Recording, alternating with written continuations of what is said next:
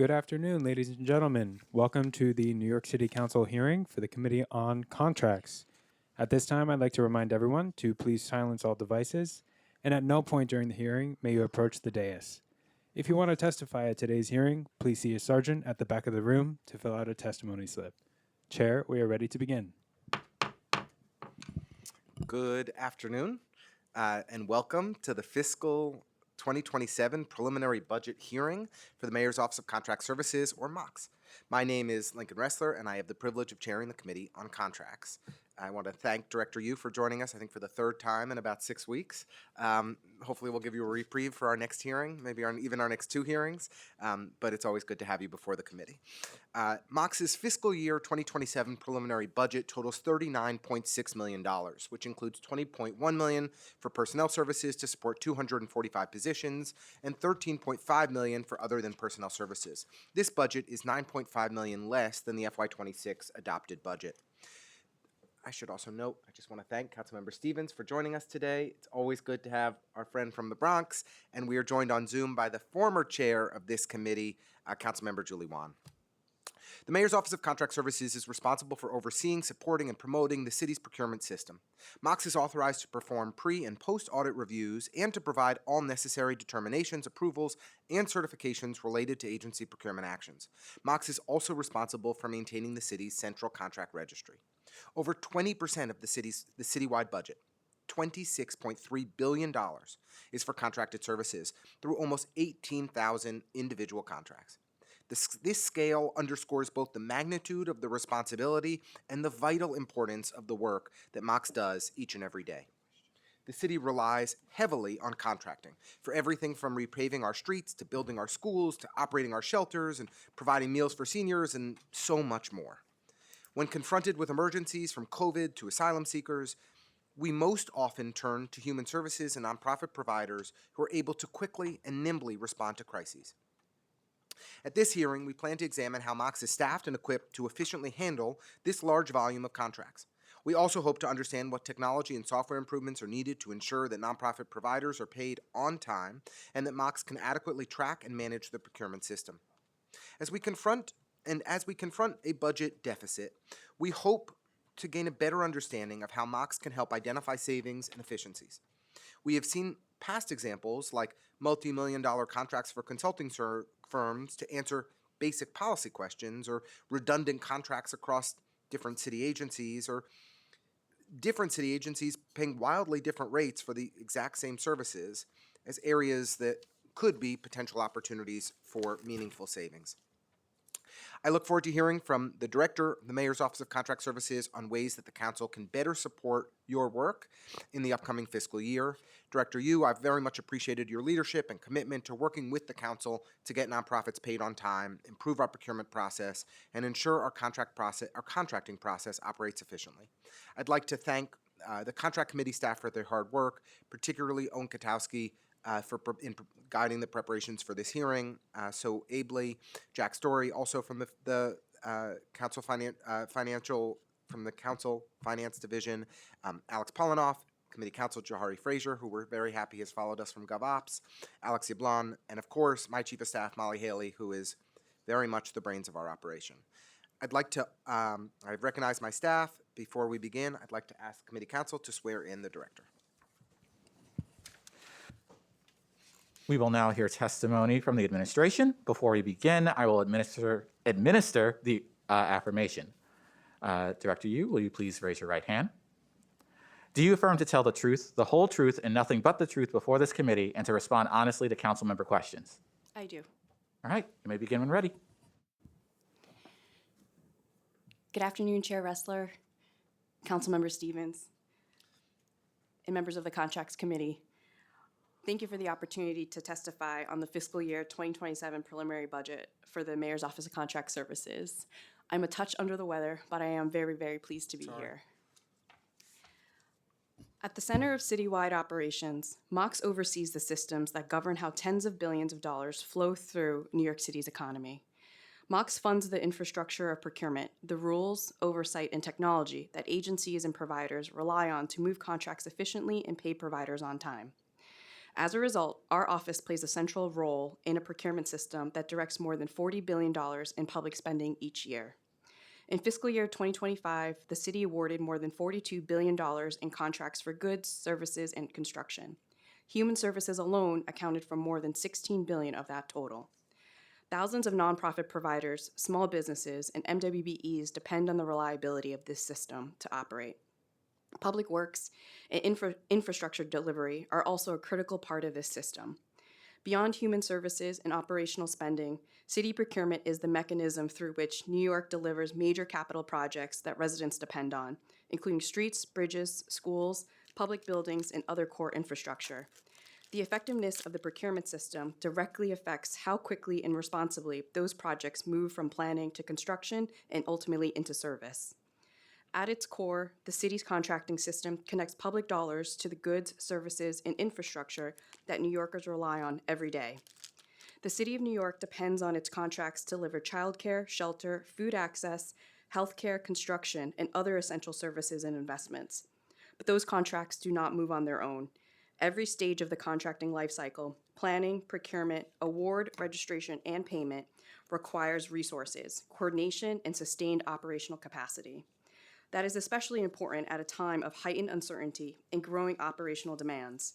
As agencies navigate cost pressures, shifting market conditions, and growing service demands, the city must continue investing not only in the contracts themselves, but in the procurement system that makes those contracts possible. Strategy and execution both matter.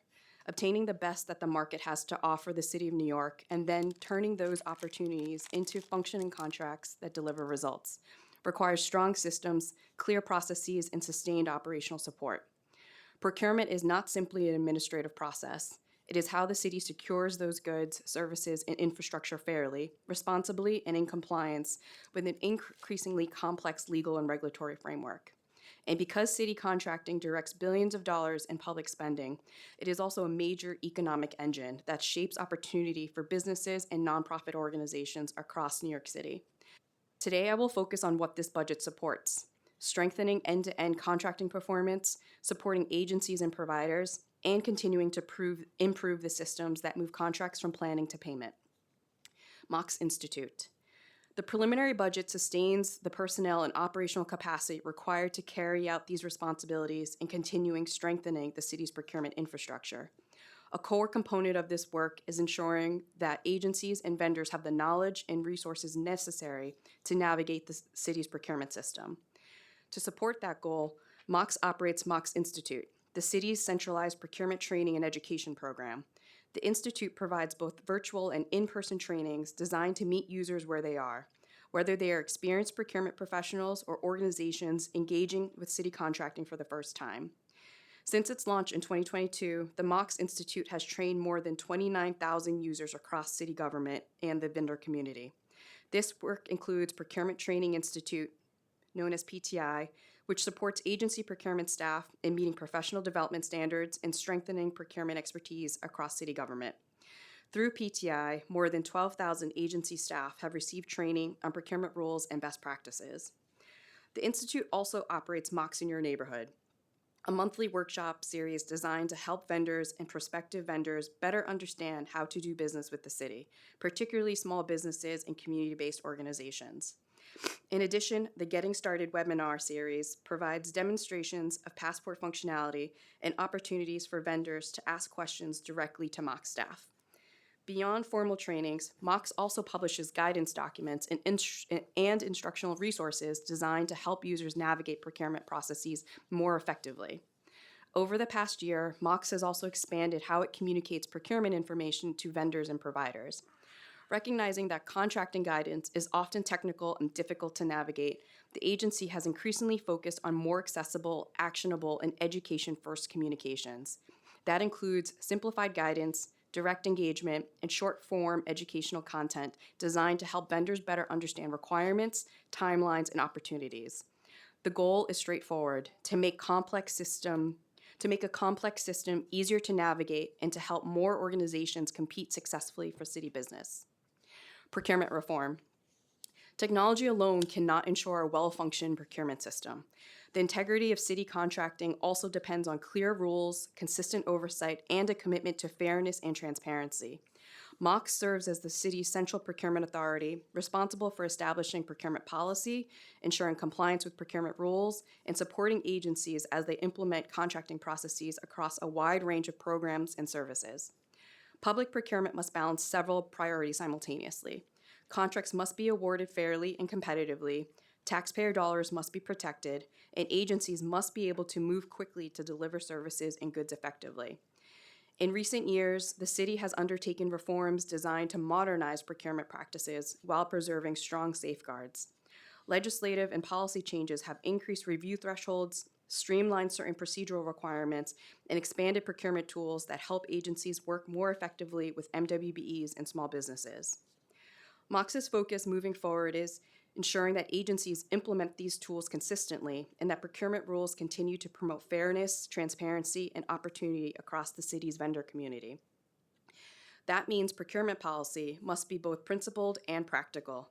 The city has to maintain strong safeguards while also making sure the process is navigable, predictable, and capable of keeping pace with service delivery. A system that is overly fragmented or difficult to navigate imposes real costs on agencies trying to deliver programs, on nonprofits managing cash flow, and on businesses deciding whether to compete for city work at all. Health and Human Service reform. An effective procurement system must ultimately translate into timely and predictable payments for the organizations delivering services on the city's behalf. As the committee heard during last month's oversight hearing, nonprofit payment delays remain one of the most pressing concerns facing many of the city's provider partners. When payments are delayed, nonprofit organizations are often forced to carry additional financial risk, which can be especially difficult for providers operating with limited reserves. These delays can affect payroll, staffing stability, and the continuity of essential services. While the city has made progress in improving contracting timelines and payment practices, the experience of providers across the system remains uneven. Some contracts move efficiently through procurement lifecycle, while others still encounter delays related to contract negotiation, budget review, or administrative approvals. These challenges often reflect the complexity of the contracting system itself, which involves multiple agencies, oversight entities, and operational steps that must occur before payments can be released.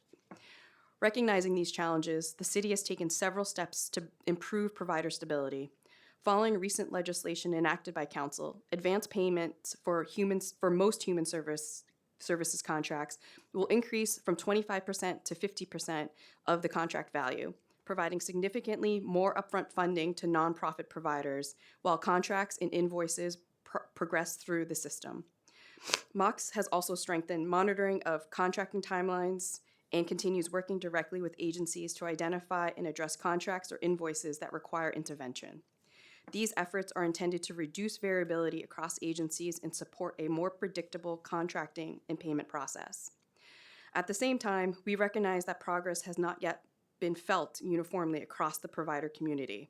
Continued improvement will require sustained coordination across agencies, oversight partners, and vendors themselves. MOX is approaching that challenge by focusing not only on registration, which we closely track during our annual timely registration initiative, but on end-to-end contracting performance. Over the last year, we have worked to move critical steps earlier in the life cycle so that agencies and providers are better positioned by the start of the fiscal year. Through our budget readiness initiative, led by our payment task force, MOX engaged providers earlier, launched purchase orders in February, is offering hands-on office hours, and is helping move budget activity forward in advance of the fiscal cycle. That work is intended to reduce confusion, improve readiness, and support more timely advances in invoicing once contracts are in place. We're also building on reforms that simplify the process itself. The FY26 discretionary grant pilot eliminated 13 steps from the contracting process for participating nonprofits, and the current cohort of 130 awardees is expected to see cycle time to payment of approximately 4 months instead of more than a year. Looking ahead, MOX is planning for an extended FY27 discretionary cohort that would move roughly 800 awards into a faster and more streamlined process. Passport. Over the past several years, Mox has led the implementation of Passport, the city's end-to-end digital procurement platform. Passport now supports the full life cycle of city contracting. Agencies use the platform to manage procurement planning and solicitations, develop contract budgets, track contracting milestones, and process invoices. Vendors and nonprofit providers use Passport to respond to solicitation, manage contracts and budgets, submit invoices, and track payments. More than 96,000 users across city agencies and the vendor community now rely on Passport to conduct business with the city. The platform replaced fragmented legacy systems and analog processes, consolidating thousands of active contracts and tens of thousands of budgets into a single environment. This shift improved visibility into contracting activity and created a shared system for agencies and vendors to manage the contracting lifecycle. As the city continues to build on the Passport platform, our focus is on ensuring the system operates reliably and transparently for the people who depend on it, while continuing to deliver enhancements that strengthen functionality and improve the user experience. Over the past year, Mox has continued strengthening Passport operations by improving system performance, expanding user support, and refining workflows so that key steps in the contracting and budgeting process can occur earlier in the life cycle. These improvements are intended to reduce downstream delays and create clearer visibility into contract status across agencies. A consistent theme we hear from providers is the need for clearer, timelier visibility into the status of their contracts, budgets, invoices, and payments. In response to that feedback, Mox launched a new vendor reporting module in Passport that gives vendors direct access to their sourcing, contract, and financial data in one place. Vendor reporting now makes 6 reports available to more than 35,000 vendors and providers in Passport, improving visibility into contract activity, invoice processing, budgets, and advances.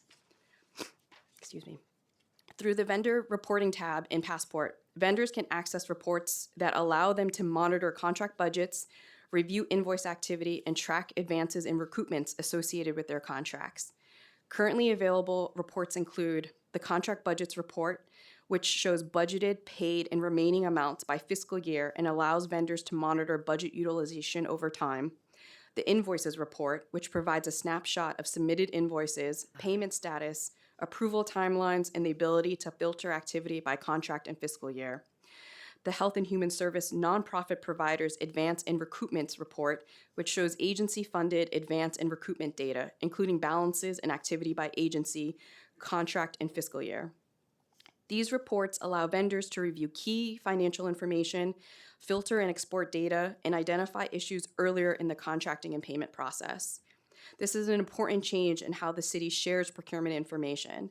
For many vendors, especially smaller organizations without dedicated administrative staff, access to timely data can make the difference between reacting to a problem after the fact and identifying an issue early enough to resolve it. Recent Passport enhancements have also strengthened subcontractor transparency by allowing subcontractor approvals and updates to be managed directly within the system. This creates a centralized record of subcontracting activity and supports better visibility into subcontractor participation and payments across city contracts. At the same time, Passport, like any large-scale technology platform, requires ongoing maintenance and improvement. Mox is aware of system issues and occasional glitches that arise, and our dedicated service desk professionals work closely with users to address them as quickly as possible. Our IT team also works in partnership with our vendor to resolve bugs, improve system performance, and deliver enhancements over time.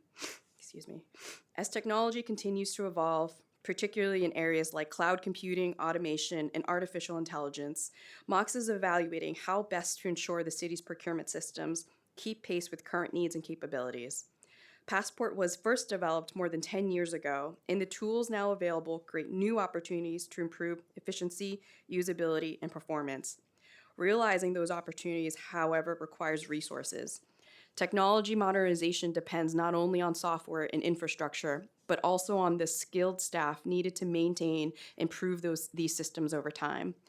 Taken together, these enhancements represent an important step toward a more transparent and accountable contracting system, one where agencies, prime vendors, and subcontractors have clearer access to the information they need to manage contracts effectively.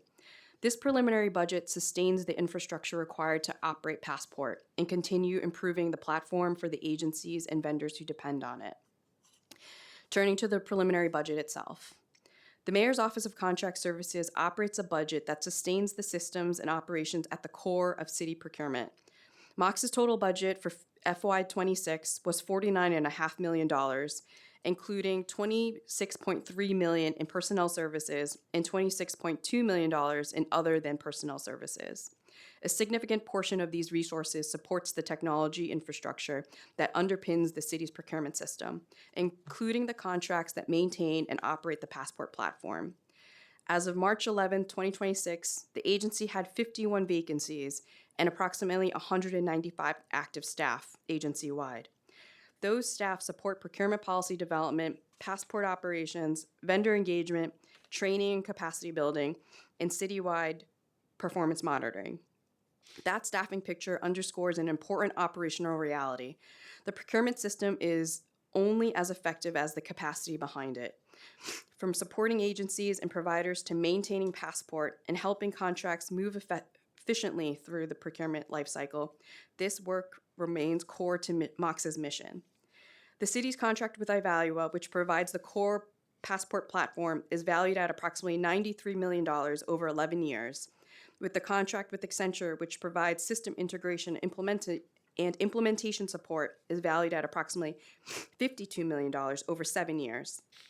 Given the scale of the procurement ecosystem and the central role MOX plays in supporting agencies and vendors across city government, the office continues working closely with the Office of Management and Budget to assess staffing and resource needs as the system evolves.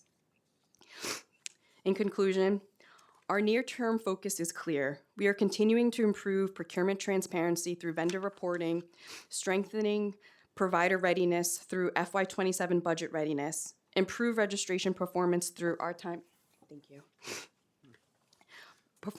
timely registration work, expand the discretionary grant pilot, and deliver Passport Release 7, which will allow vendors to complete certain financial tasks in parallel, including invoicing while budget modifications are underway. That change is intended to address a major bottleneck and make payments faster and easier for vendors. New York City's procurement system connects billions of dollars in public funding to the services that residents rely on every day. It also requires a city government that continues to invest in the planning, strategy, execution, and oversight necessary to make contracting work. When we talk about procurement, we're talking about the city's ability to shape markets, secure high-quality partners, deliver public services, and move public dollars responsibly and effectively. That does not happen automatically. It is the product of steady, deliberate work to keep contracts moving and systems functioning. MOX remains committed to improving the reliability, transparency, and integrity of the city's procurement system so that agencies can deliver services effectively and providers can operate with greater certainty. We appreciate the Council's continued partnership and focus on these issues, and we look forward to continuing the work together to strengthen the city's contracting system. Thank you for the opportunity to testify. I look forward to your questions. Thank you so much for the thoughtful testimony, and I'm sorry you're under the weather. Hopefully my colleagues will be nice to you. I failed to... Oh, there you go. They both claim that they're always nice. I would like to acknowledge my fellow Brooklynite, Councilmember Ina Vernikoff. Thank you for joining us. Do you guys want to start? Either of them? You have questions? Go ahead. If you want to go. No, Councilmember Vernikoff, go ahead, and then Councilmember Stevens. Okay, good afternoon. Thank you, Chair. All right, my first question is, MOX performs both pre and post audit reviews of city contracts. Is that correct? Councilmember, I just want to align on the definition of the pre and post audit. Before and after. So I would say that our central focus is on actually the front end of the process, the planning, the strategy, the planning, the selecting the procurement method, and actually once the procurement method is selected, making sure that the rules are followed, and then all the way up to controller registration. And then after controller registration, the ability, as you know, on the contract, you're able to pay. And for the human service contracts, it's, they also get in advance 25 or 50%. We're also doing invoice accountability. And so the auditing, there are a lot of most of the agencies have internal audit shops, and also the controller's office has the legal requirement to audit. So that's a little bit of like That's an fine. overview. Yeah, that's fine. So if a post-audit review reveals that the contract didn't measure up and results and benchmarks weren't met, what do you traditionally recommend? So thank you, council member, for the question. So we're looking at, post-procurement, post-contract registration, post-payment, where I think what you're describing is a scenario where the contractual relationship between the city agency and the vendor, there may be some issues that arise. It's a in any relationship that is bound to happen, especially at the scale that the city of New York is contracting with outside organizations. So there are a lot of recommendations, and I will say that first having a strong relationship and clear communication are some of the foundations, and then also understanding what it is that the contract document is outlining that the city has expectation to receive is also one of the foundational matters. And in the process of that relationship, if it is that the contract expectations were not met because the terms and conditions were not met, there are recommendations that can be taken or tools that can be used to course correct. So it sounds like it's kind of case-by-case basis. It is case by case basis, and I'll also add that within the PPB rules and then also all the contracts, there are performance evaluation requirements where that is a little bit more of a formalized tool to like convey that maybe there's some course correcting within the relationship that. Okay, thank you. And are there instances when these contracts don't get renewed? Is that is it a course of action that you would take Certainly. sometime? So, Councilmember, to your point, this is going to be a case-by-case situation, and especially with the varied city agencies and the varied contract services that are going to be delivered. And so, certainly, if it is not out of the realm of possibility, if a city agency finds itself in a situation in a contractual relationship where the relationship is not working, and there is an opportunity to renew, an agency may decide to not renew if the relationship is not working and the city services are not being provided satisfactorily. Understood. Thank you for that detailed answer. There's been considerable and understandable attention on payment delays to community-based nonprofits. Do you think that a performance over cost-based model would help with this? Councilmember, there's actually a lot of writing about this. Yeah, so thank you for bringing this up. We're tackling this on many fronts. I would say that, so I want to unpack this a little bit. So for the payment delays, there are a lot of things that we are doing to address payment delays. There are some structural issues.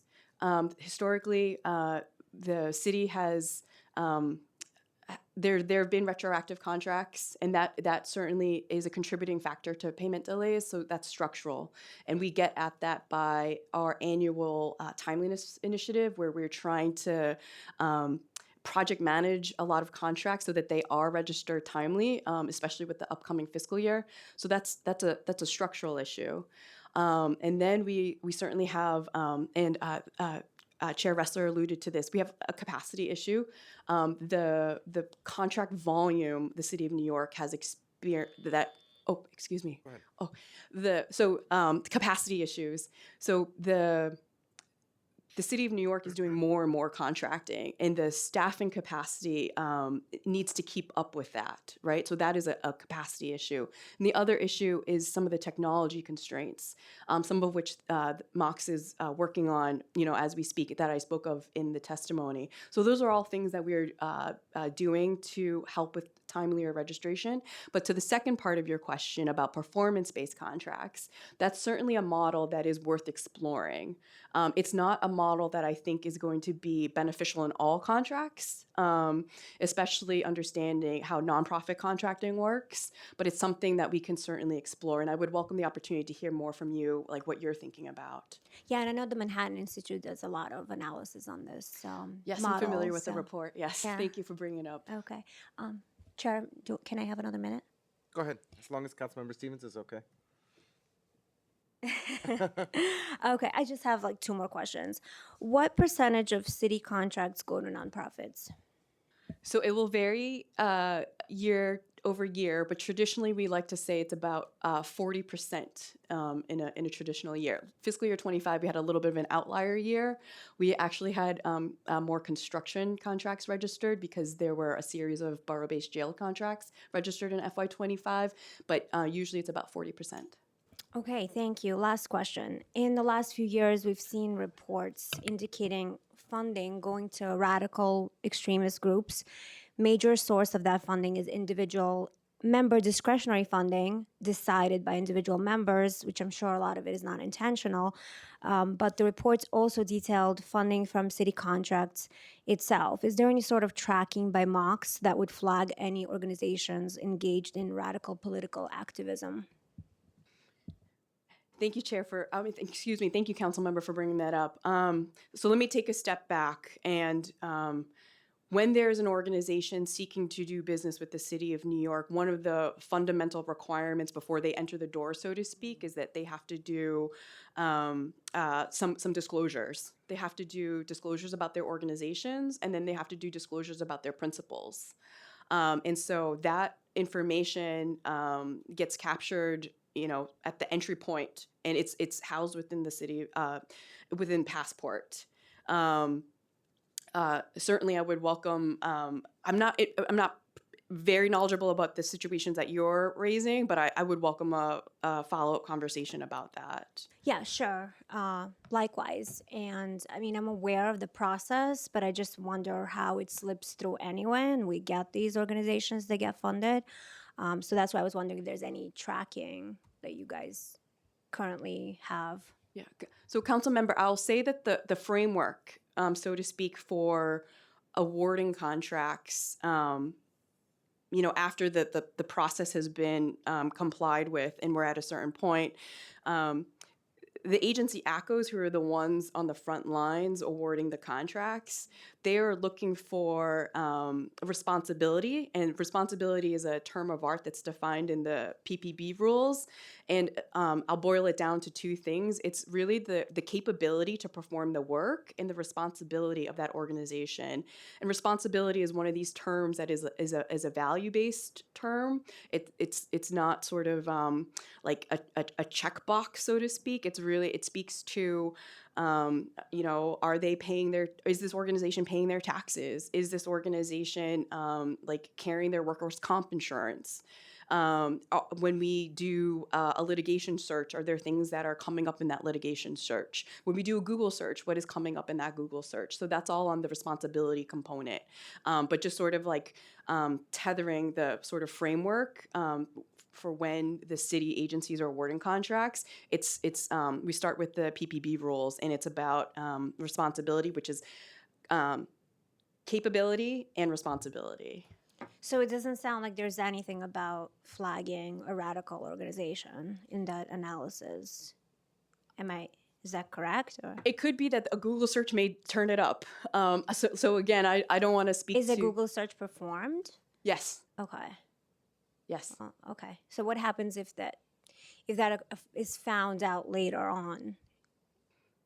Would that be something, is that then not renewed? How do you handle that?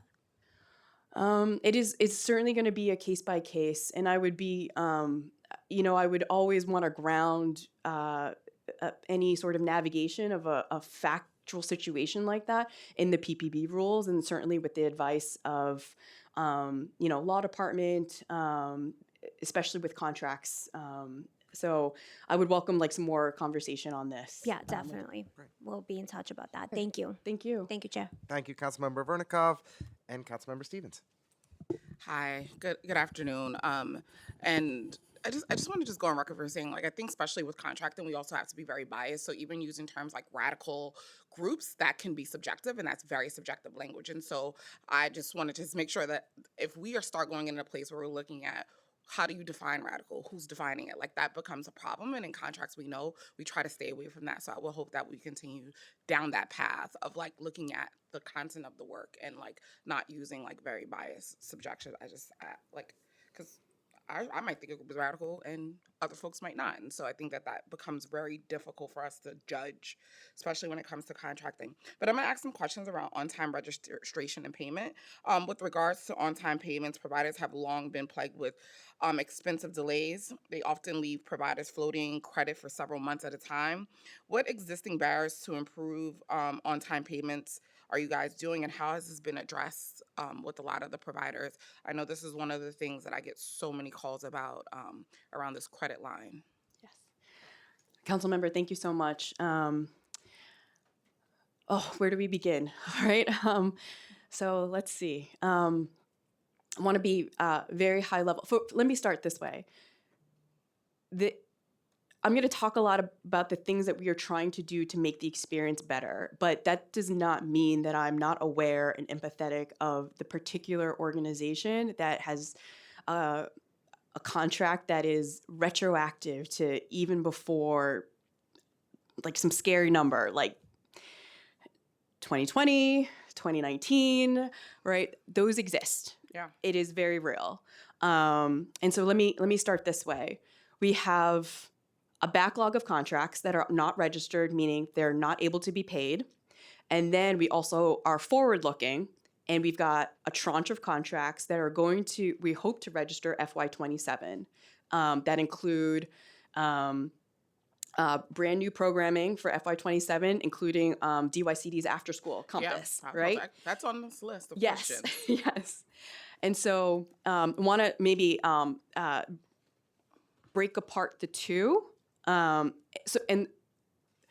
on the backlog, we can see over 2,000 backlog contracts, and we can see about $2 billion, Currently, you said 2,000. How many? over 2,000. And council member, if you give me one moment, the backlog as of January was, and these are the human service contracts. Yeah. The 2,275 human service contracts totaling 2.3 billion. You said 2.3 billion. 2.3 billion. And I'm in active conversations with City Hall and OMB about how we tackle this backlog, right? And also, this is going to be a coordinated effort. It's going to involve City Hall, it's going to involve OMB, it's going to involve MOX, all the agencies, and also coordination with the Comptroller's Office. Everybody's sort of got to do their part if we're going to clear this backlog. And with so many things, the most effective way to do something very hard is to break it into digestible, actionable pieces. And so within that $2.3 billion backlog, we have thought about how do we break it apart that it makes it's more manageable for us to tackle it and drive it down. And sometimes if you bucket things, that's how we find it to be effective to move through things. Within that backlog, there are a fair amount of discretionary contracts. So lots of contracts, low dollar value, and potentially those are the organizations that can least afford to have retroactive contracts and delays on payment. Yeah. And then we've also got another bucket where they are high dollar value, and it's just a reality of the service demand outpacing the contract capacity. And it really is about what do we tackle first and how do we tackle it? We know how to tackle it. We know how to do this. So, and when you say service contracts, what could you give an example of what that would like be? Like, is that like the DSS contracts? Yes. HRA? Yes. Okay. Yes. Yes. So that's on the backlog, right? So that's one set of contracts. Forward looking, what we're trying to do strategically and to prioritize is to really closely track those contracts that are set to start July 1st, fiscal year 2027, and make sure that those contracts hit the target of being sent over to the controller's office by July 1st. Let's pretend. Yes, yes. So that's a little bit of the. It's like the trauma. It's very aggressive. Yes. Yes. Yes. So, breaking apart the contracts, having a distinct plan for the backlog of contracts, the FY27 contracts, and making sure that we prioritize it, and then we have the staffing capability to move what we prioritize. And then also making sure that the technology is going to work with us, not against us. And that is some of what I was speaking about in my testimony.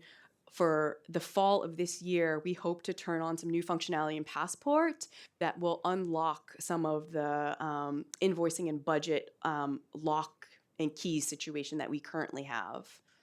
And I mean, I think, in long story, because I mean, thinking it's over 2,000 contracts that's in the backlog in this current point, and last administration cleared the backlog, and then here we are again, back to having a backlog. And so, what are we doing to move forward to prevent us having such a huge backlog moving forward? And I know you just said Passport, you're gonna have some new tools, but like, is it something that like agencies need to make sure that we're continuously do? Like, what are some things that we're putting in place to be able to do this? Because I know I had legislation around creating a timetable for the procurement process, and we'll be following up around that because the chair has some issues with it.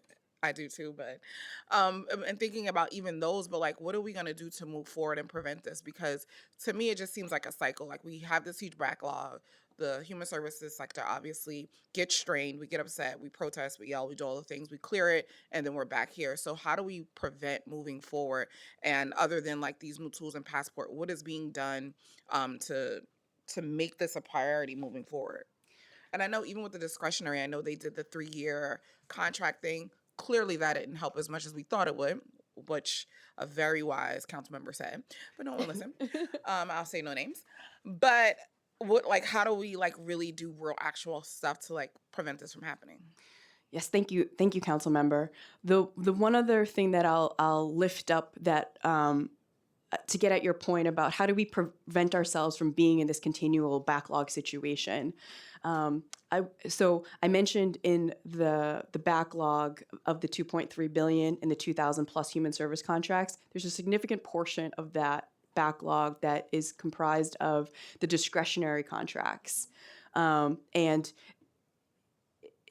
it just never made sense that we treated a $5,000 discretionary contract the same way that we treated a $1 billion contract for designing and building of the borough-based jails. We treated them the same. And so for the grant pilot that we're in the first year of this grant pilot, and it's about 100 providers. And we are seeing, rather than waiting a year for payment, we're seeing payment within 4 months. And instead of 13 steps, we're seeing about 9 steps. So preventing those city council contracts from what we call getting into the system and gunking up the system, that's something that we are very hopeful will bear some fruit. And with the multi-year, I'm still going to say that there was some efficiencies for the multi-year. Okay. Not enough for us to still be here with a backlog of over 2,000. And I just want to say, if someone owed me $2.3 billion, I'm seeing you outside. So I think that is a lot of money where it's like, where's my money? Right? Like, I think that's, we're at a place of like, where's my money? And so, again, it helped, but it didn't do what we claimed that it would do as far as like keep this backlog clear. It was like a box that we checked. Mm-hmm. Mm-hmm. Yes. And so I know we had the pilot last year, and this is my last question, and I'll stop chatting, council chair. But I guess my last question is, even with the pilot, because I love a pilot and I love a good closing date of the pilot and evaluation. And I know this was just we're finishing up the first cycle of this. So when do you think that we'll be able to see the evaluation of this pilot so that we know if we're going to have a full rollout moving forward? Councilmember, we're very, very excited to explore this more. So we will scale up the pilot from fiscal year 26 to about 100 providers into fiscal year 27, we'll have about 800 providers in the cohort.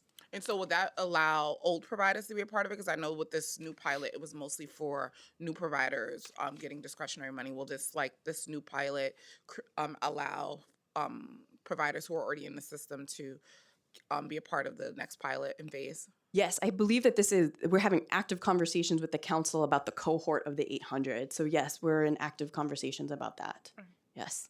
Thank you. Thank you. Yeah, and I really appreciate Councilmember Stevens, you raising this, and I think there's a lot of excitement around the council discretionary pilot of this year, and we're keen to dig in more on kind of what we've learned and what's worked well. And Councilmember Stevens, we should include you more in some of those conversations with the discretionary unit, just so you understand how they're thinking about growing it. And I think that our hope is that we can, shift to a grant-based model for smaller providers as quickly as possible and at as great a scale as possible, which really should free up capacity in the contracting teams at DYCD and HRA and DHS and ACS so that they can focus on registering these larger contracts much more swiftly, and so that the large human services organizations that are owed tens of millions of dollars by the city, we can start to rectify that so they have the dedicated staff capacity to process it all much more efficiently. You know where to find me. I'll be happy to join the meetings. I do know where to find you. I probably find you more than you want me to. But thank you both for your thoughtful questions. And Chair and Director, will try to not pain you too much as you're under the weather. Just taking a step back to headcount. So MOC's FY26 budgeted headcount is for 246 positions, which I believe includes 10 positions at MONS, the Mayor's Office of Nonprofit Services, and 13 positions at the MWBE office. So taking those out, our understanding is that MOC's currently has 179 of 223 positions filled. That's a vacancy rate of almost 20%. I think you testified to 51 vacancies. Our numbers were 44, so in that ballpark. We did a review of those vacancies and found that the highest vacancy rates were in the business optimization, infotech, and strategic initiatives budget codes. Could you explain to us kind of what those units primarily do? Why are we seeing higher vacancy rates in those units in particular? Thank you so much for the question, Chair. And also, I can't let it go. But to your commentary on Councilmember Stevens, I think you're exactly right that the grant pilot will free, if it's successful, and we're very optimistic that it'll be successful, and it frees up capacity. It'll allow the city agencies to do more thoughtful, competitive procurements, which is something that we are very eager to also have as a benefit from the grant pilot. But onto your question. So thank you for honing in on this particular issue. And I think, the numbers may be off one or two, but I think generally we're aligned. Okay, so I can speak about MOC's staffing plan and the positions that the team members we have, and then the vacancies we have, and then also talk more about the teams that have the vacancies. You'll have to forgive me that I'm not I don't have the underpinning of the structure, the budget codes that would align directly with the teams. But so let me I'll talk about it from the way that I understand it. Right. So you're right that ballpark, we've got about 200 team members, and then we've got vacancies predominantly in three teams. We've got vacancies in our procurement operations team, which our procurement operations team covers both our team members who are working week to week with our agencies and project managing and tracking and ensuring compliance with procurement. And then we've also got our financial task force, our financials team members that also includes our payment task force members. And so that is a large team, and we do see a number of vacancies there. And then the other team that we see vacancies is our tech team. Our tech team is very large relative to our overall size, and so we will see some vacancies there. The other area that we see our vacancies are in our general counsel's office, but our general counsel's office is larger than what you would think like a general counsel, like legal office. They do things such as compliance. They do things ensuring vendor integrity. They do things local law 34 compliance, which is on the pay to play, the lobbyist database. And so, those are the three teams that we see the most vacancies. So to drill down, let me talk first about the procurement operations. I'll share, Chair, that we recently did a convening of the agency ACOs at the start of this new administration, this year one, to do a little bit of sharing and thinking about procurement and really to dig into some pain points. And staffing came up as a pain point. And I'll say that Staffing. agency staffing, that's right, yes, in procurement shops. But as we've shared, the procurement ecosystem includes procurement, but then also legal, and then also budget. And so there are vacancies, within those respective teams. So what can I say that attributes to some of that vacancy and those staffing pain points? The city of New York, as we all know, is subject to civil service. The civil service, anybody who's read The Power Broker knows that the civil service is very complex. For civil service that oversees particular titles, procurement titles are included. So we've got procurement analyst and other procurement professionals there. And recruiting as part of that process is something that requires time and effort. And so I will say that is something that we're in these beginning months very focused on, sort of like getting under the hood on to really understand how we operate within those confines. For tech, I will say that the city of New York, in its recruitment, retention of tech resources and tech talent, is uniquely positioned because we are competing with major tech organizations like Google, like Meta, and those that tech talent has the ability to it's just the reality, be compensated at a different scale than the city of New York could compensate our tech resources. So what sort of grounds us when we recruit for tech resources is this public service. So our tech, our tech recruiting really, we look for individuals who are looking to come into the city, be part of something bigger than themselves, and to contribute to something as large scale as Passport and the large scale that it supports for procurement and contracting in the city of New York. And then for, I would say we see less vacancies in our general counsel team, the very large general counsel team and the myriad of responsibilities that they carry out, but we do see some vacancies there. And I think that is just, I think, natural in any organization. There's going to be vacancies and there's going to be attrition, and it's just, I think it's just to be expected. So that's a little bit of an overview. Yeah, that's insightful and really helpful. Thank you for such a detailed overview for us.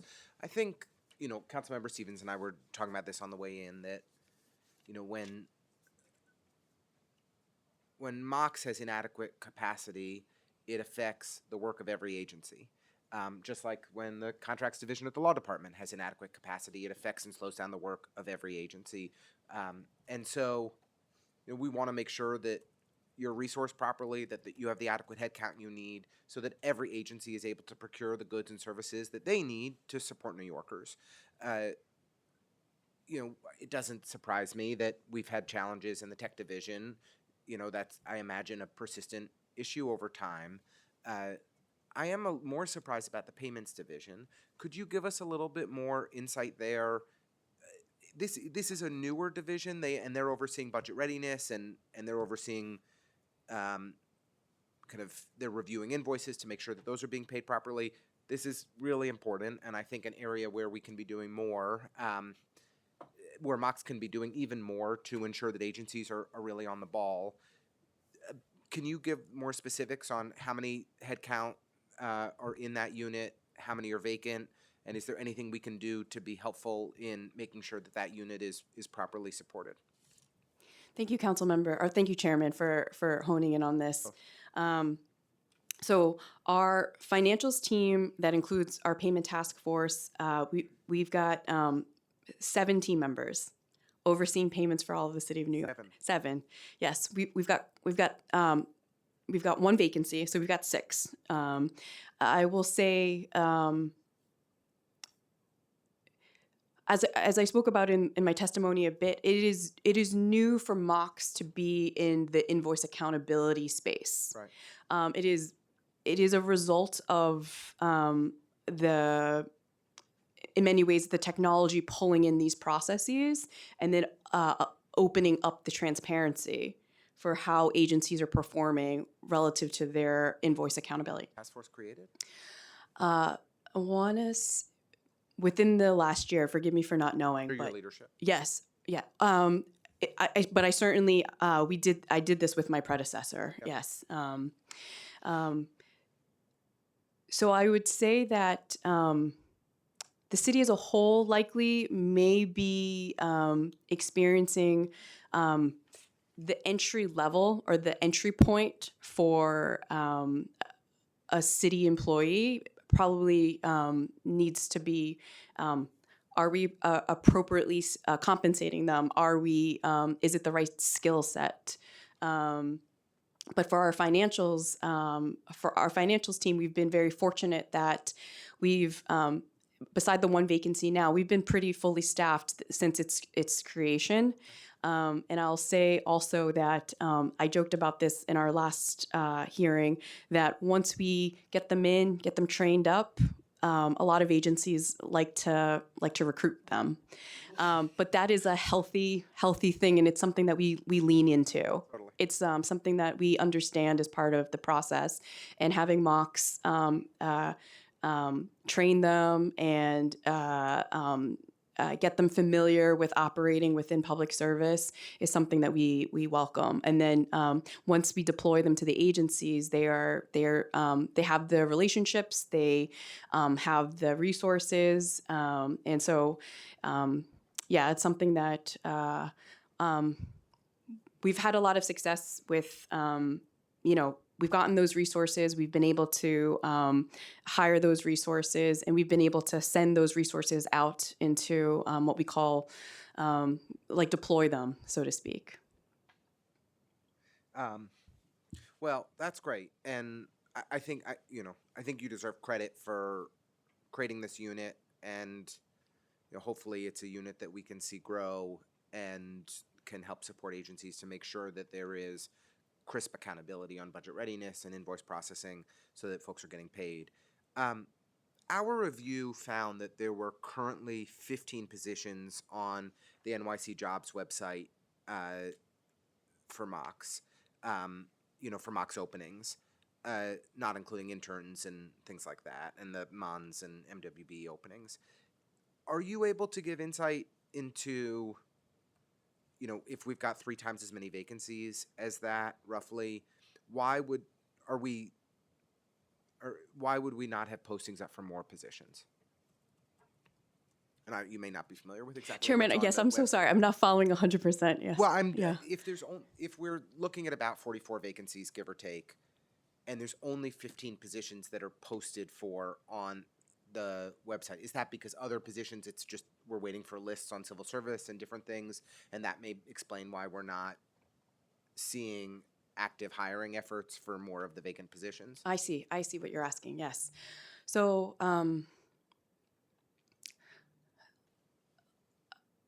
I'll say this: in this particular season that we're in, and when it comes to the recruitment efforts, We are in active conversations with both City Hall and OMB about how we are prioritizing and turning those vacancies external. Right.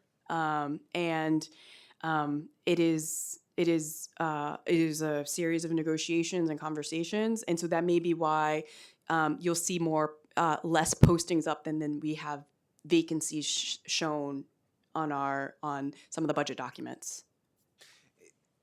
And I should acknowledge Councilmember Gail Brewer. Thank you for being with us. And Councilmember Brewer, whenever you'd like to jump in for questions, just let us know.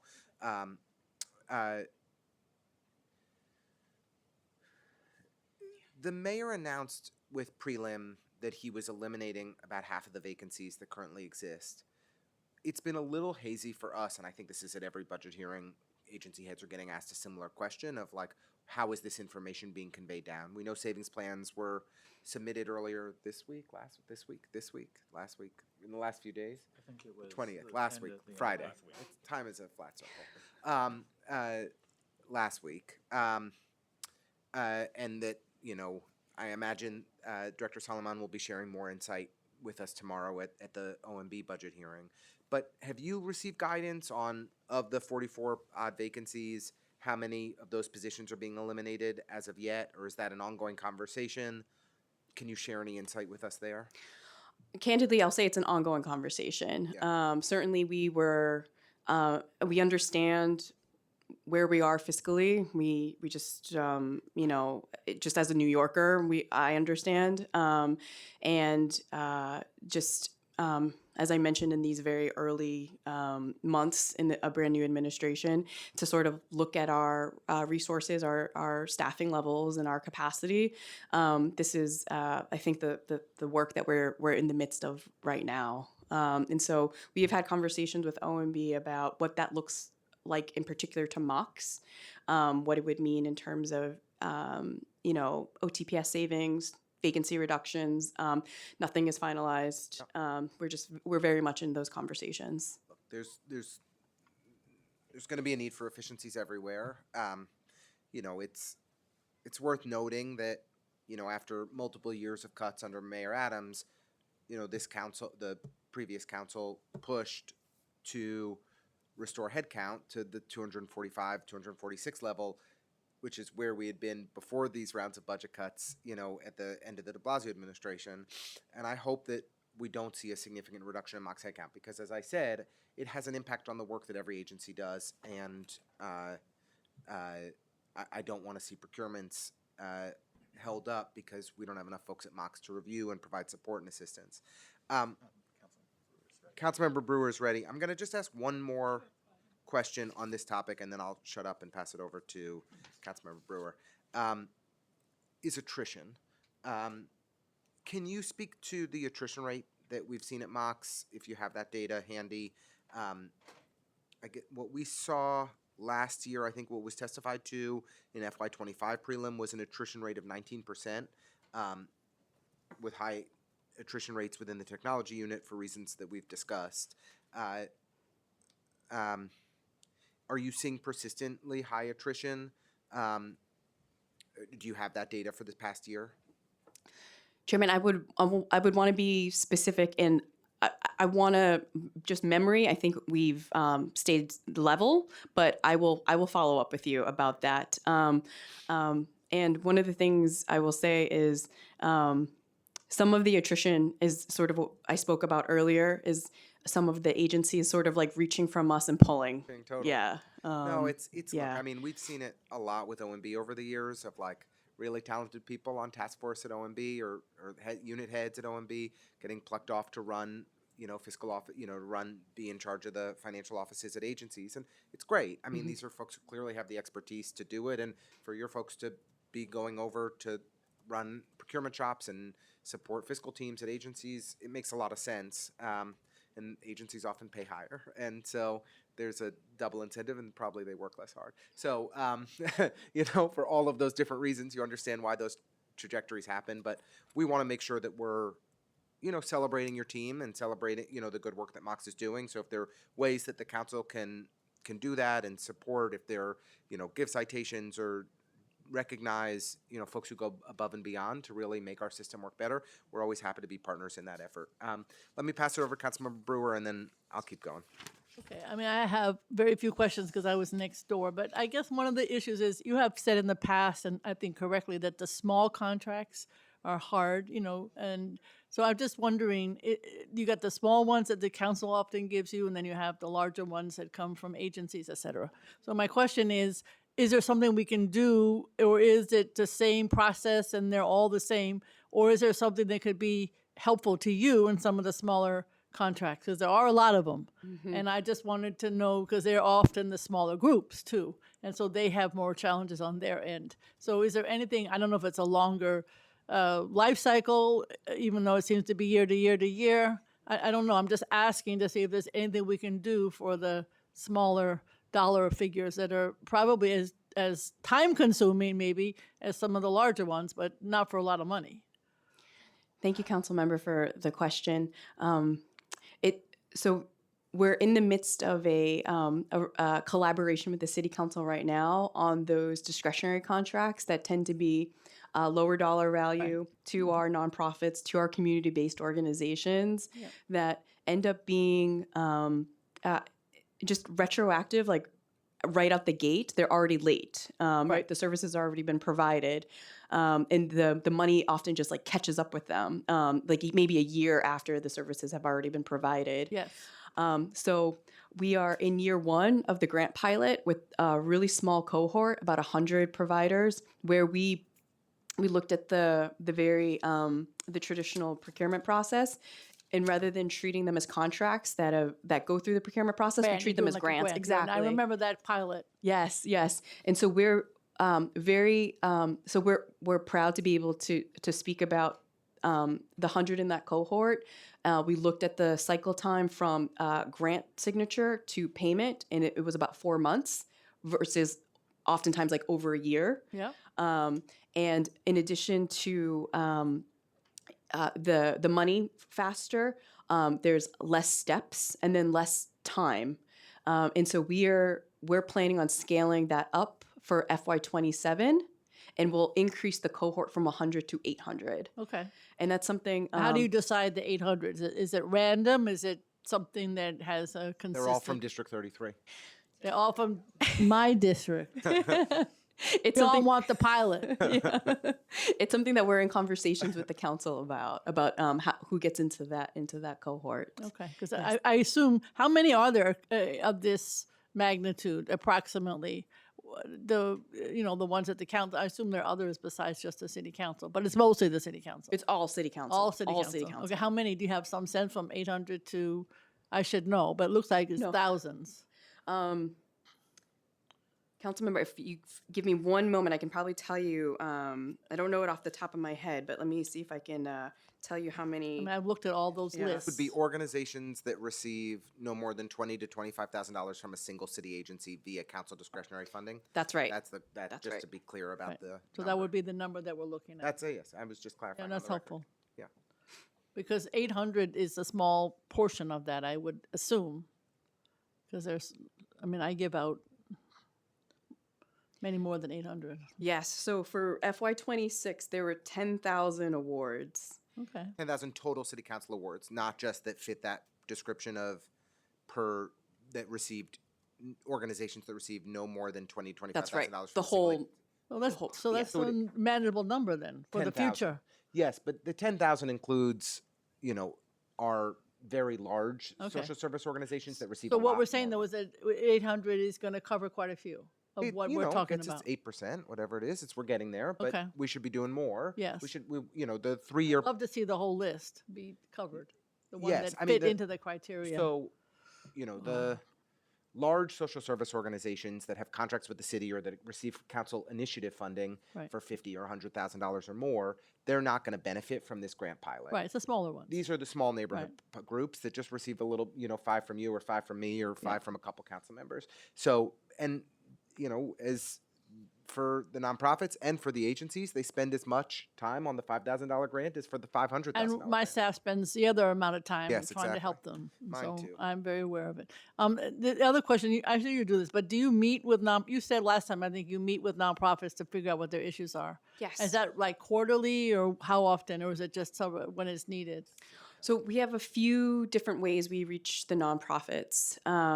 We certainly we have trainings. We do webinar. We do live trainings. We do webinars. We Correct. do what we call like coffee hour, like one-on-one. And actually, I was recently in the Bronx with Councilmember Stevens, where she does a convening of nonprofits in her district. And so we'll certainly do it on ad hoc. Okay. Yes. All right. And then I know you talked about technology. So is there a cost to the amount of technology that you use, or it's not broken down in that way in terms of because it is incredibly helpful to you, obviously, to have the best.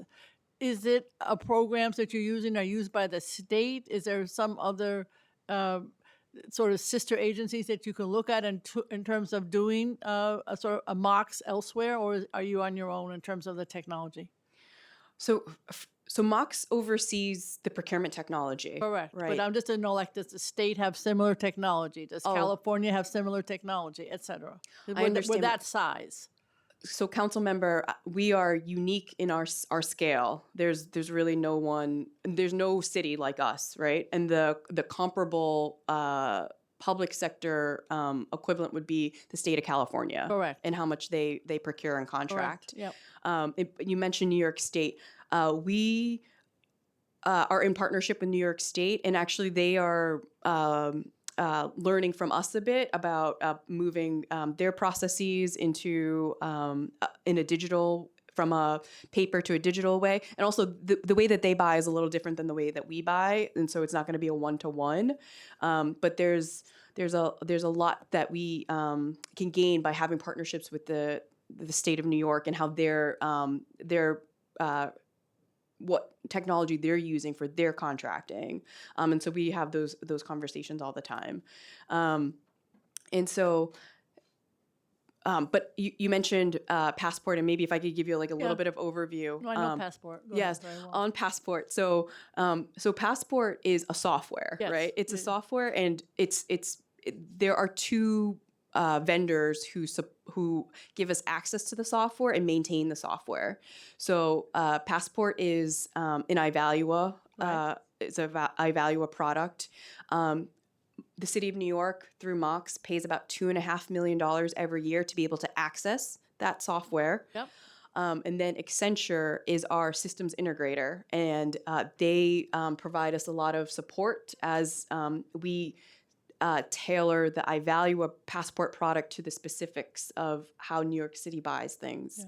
And we spend about $7.5 million per year. Okay. So in total, it's about $10 to $11 million that we're that it costs to maintain Passport. Right, and that's basically the software and that you need in order, technology-wise, in order to do what you need to do. Yes. My friends at Accenture are very happy. All right. Thank you very much. Thank you, Councilmember. Thank you so much, Councilmember Brewer, for your always insightful questions. One more just headcount capacity-oriented question from me is do you believe Mox has enough capacity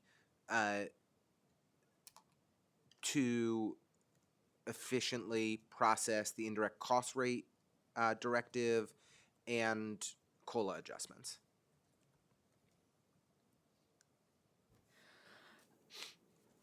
Chair, I would welcome a further conversation. Some of the indirect cost rate work and the cost of living adjustment work is actually in the agencies. Right. So the agency, and I would have to do a little bit more to be able to respond very comprehensively. What Mox does do is that we oversee in collaboration with OMB. And also, so let me break it apart. So for ICR, it is a Mox team, our nonprofit team, that is overseeing the ICR process. Vendors submit their ICR rate, and then it follows along and it gets approved and then it gets actioned, right? And so our team is working with the agencies to make sure that is implemented. And also setting, really thinking about, because we know that this is a pain point, is the process attuned to what is effective. So we've had some recent changes on the ICR policy, and also what is required when. So that's on the ICR.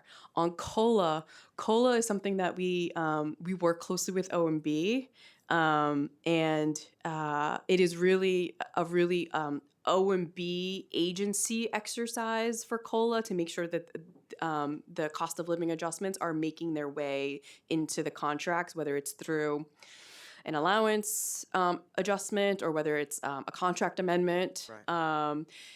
So it's a little bit of like a multifaceted, and I would welcome having a follow-up conversation about this. Great. That's helpful. I look forward to that follow-up conversation. It'd be helpful to go into it in a little more detail. On agency staffing, you mentioned this a little bit in your ACO convening from earlier in the year, and we discussed this a bit at our last hearing. And I understand that Mox is not currently tracking kind of headcount at agencies in their contract and probably fiscal offices and legal offices too. But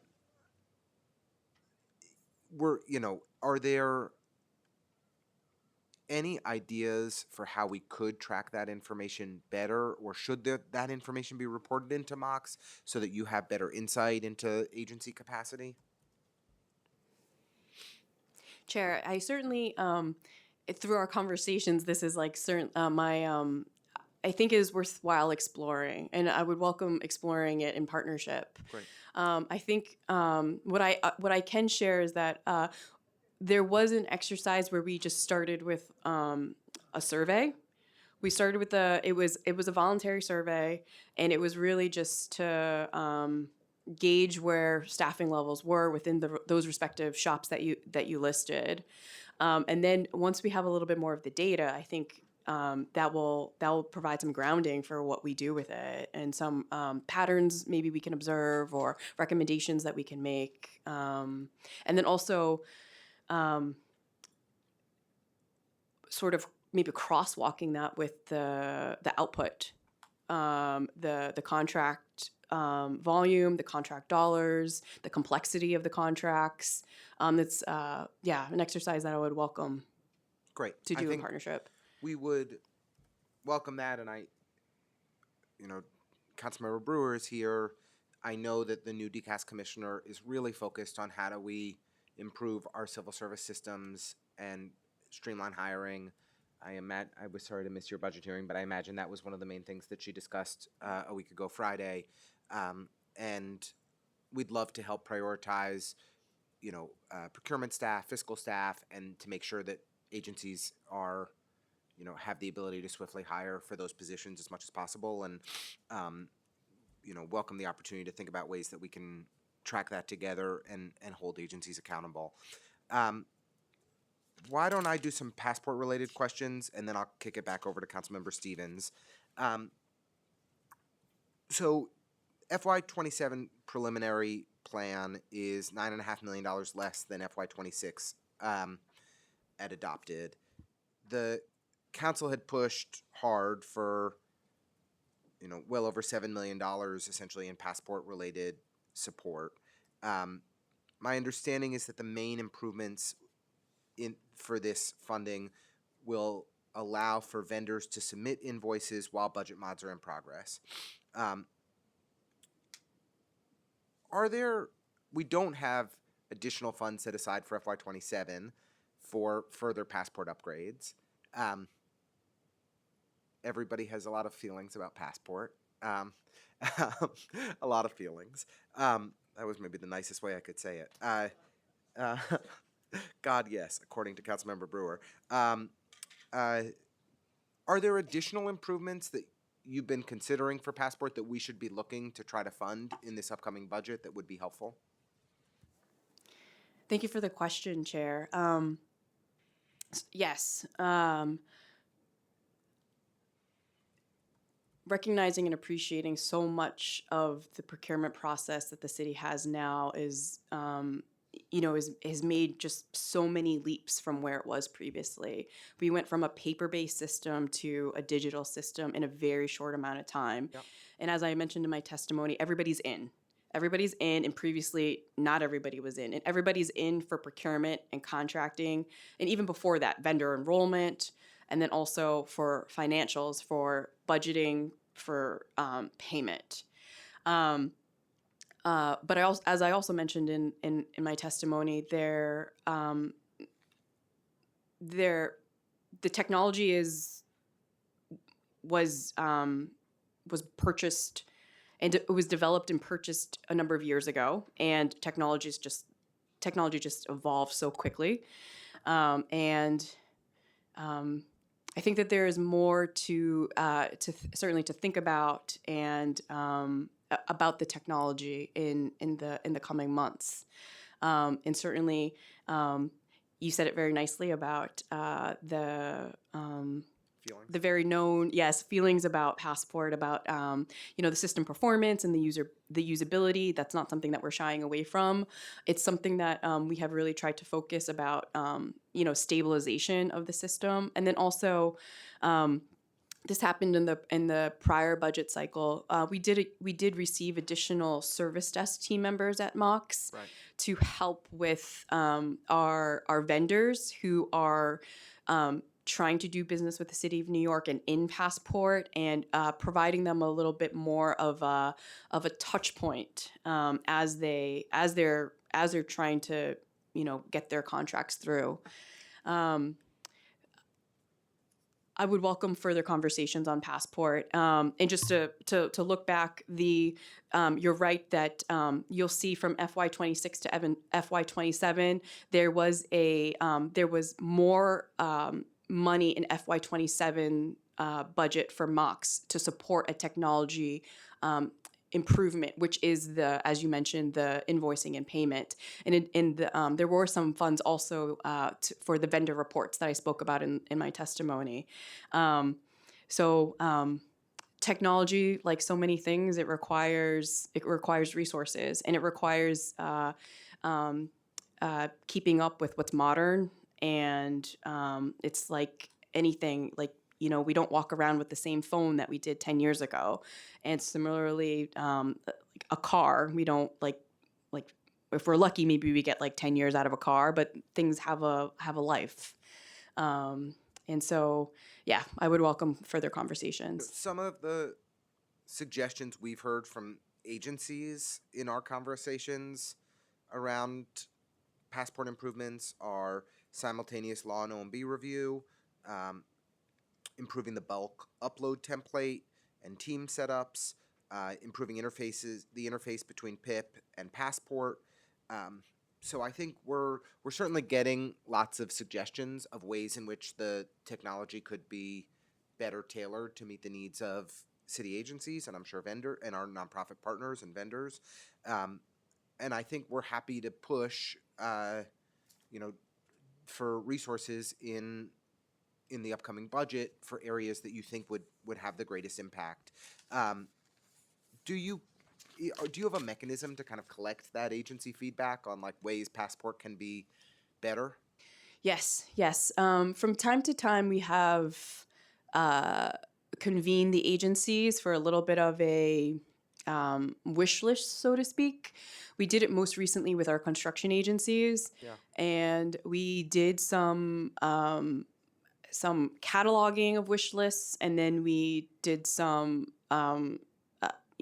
just what we call like requirements gathering, and then we we did it within Mox, but we also asked some of our contracted resources, Accenture, to help estimate what something like that would cost. And that's actually how we that activity is how we got the piece of functionality that we are building now, which is that what we are calling Passport Release 7, that's on the payments and financials. It's something that, yes, we have to expend some attention to focus on. Yeah, look, we had heard through the grapevine in our conversations with agencies that the construction agencies asked for the sun, the moon, and the stars, and I guess it's the role of agencies to make asks, and for you as well to make your asks, and obviously we're in a tough fiscal moment right now, and so this may or may not be the opportunity where we can make new investments, but it's certainly helpful for us to understand what the short list looks like for you of like most critical passport improvements so that we can try and help advocate for them together. I guess with that, and then I'll pass it to Councilmember Stevens, are there any new needs that Mox has identified that you'd like to share with us today? We're happy for you to come back to us in exec if that's or I guess we probably won't have an exec hearing, will we? Probably not. No. So you won't be coming back to us in exec. Sorry, or maybe not. Sorry. So are there any things you'd like to, while we give you an opportunity on the record?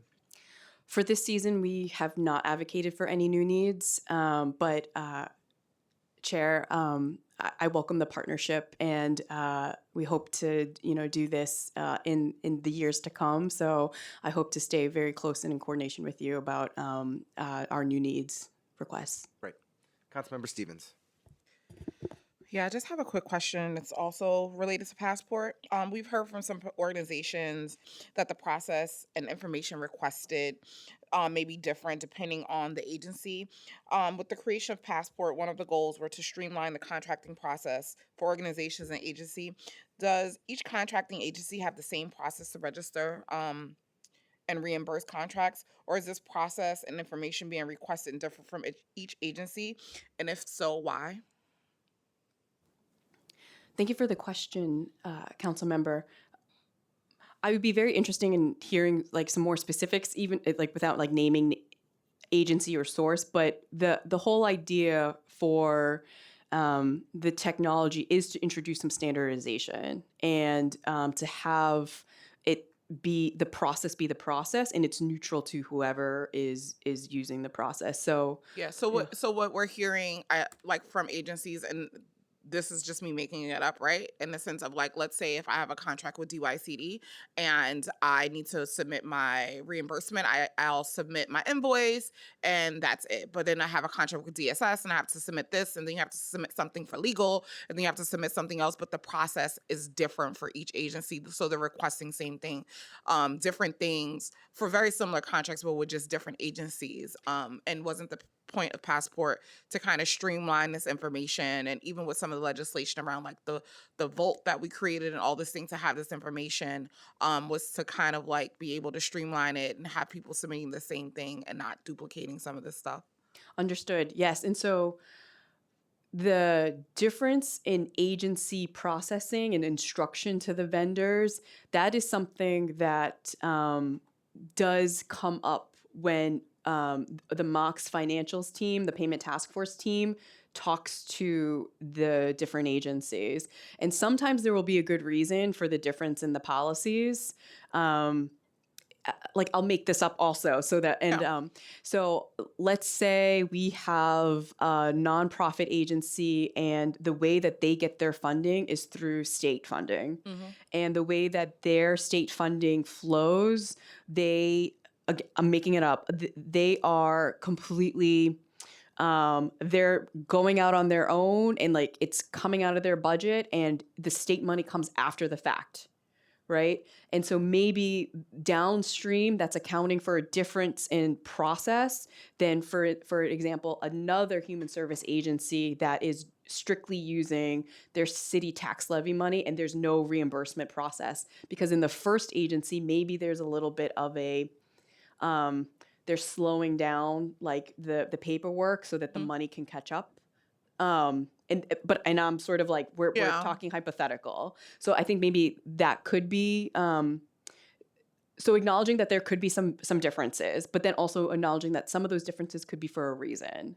Yeah. I mean, because like some of the stuff that we're hearing, even just like for basic like reimbursement things, like each agency are requesting different things. And so that's taking additional manpower, additional submissions and things like that. When it's like regular reimbursement situations. Because like if what you're saying, I could understand that makes sense, but that's what I'm hearing, like just from like very similar contracts, and even for like even discretionary contracts, that this is happening, being requested different information from different agencies. So I would love for us to take a deep dive and look into that, and maybe have some conversations with providers about their experiences, because apparently this is happening more often than not, and was something that they definitely tasked me to come back and ask. I would welcome it. Yes. Thank you. Thank you. Thank you. I get the same issues. Different agencies, different criteria, et cetera. It's helpful. Thank you both. I will try to go faster because I think I've got a lot of questions still. So, sorry. Blame Molly. I understand that Mock spends about $10 million a year to maintain Passport. Could you break down how that funding is spent between Accenture and Evalua, and what each of those entities does to support Passport? Thank you for the question, Chair. I'll give it a shot. So I'll start with Evalua. Evalua provides the software that for Passport, and we pay the $2.5 million subscription fee for access. We access a product that they have, that they sell it to us and they give us access, but they also they sell it to other organizations also. They sell it to other public sector clients. They sell it to private clients. And so what we're paying for in the $2.5 million every year is access to the software, and whatever version of the software is that they have, their technologists have developed and made readily available for their customers. And so that's on the Evalua side.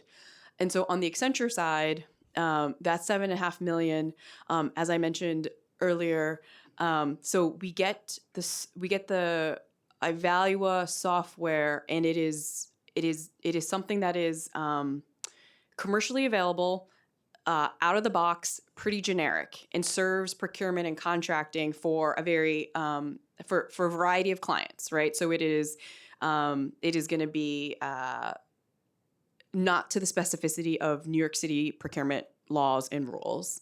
And so what Accenture helps us do is customize that software so that it can meet the business needs of our agencies and how we procure and buy goods and services. For example, if it's a public works, meaning a construction contract, it has to be done by low bid. Other public sector, other private clients don't typically do it that way, right? They do their own process. And so Accenture will help us, and I'm using a very sort of like rudimentary example. So they'll help us tailor that software to meet the needs of the city of New York. And then they will also help us test it before they turn it on. And then after they turn it on, Evalua and Accenture, they both sort of see how it performs. And then from time to time, whenever you tinker with things, issues pop up. Things like bugs come up.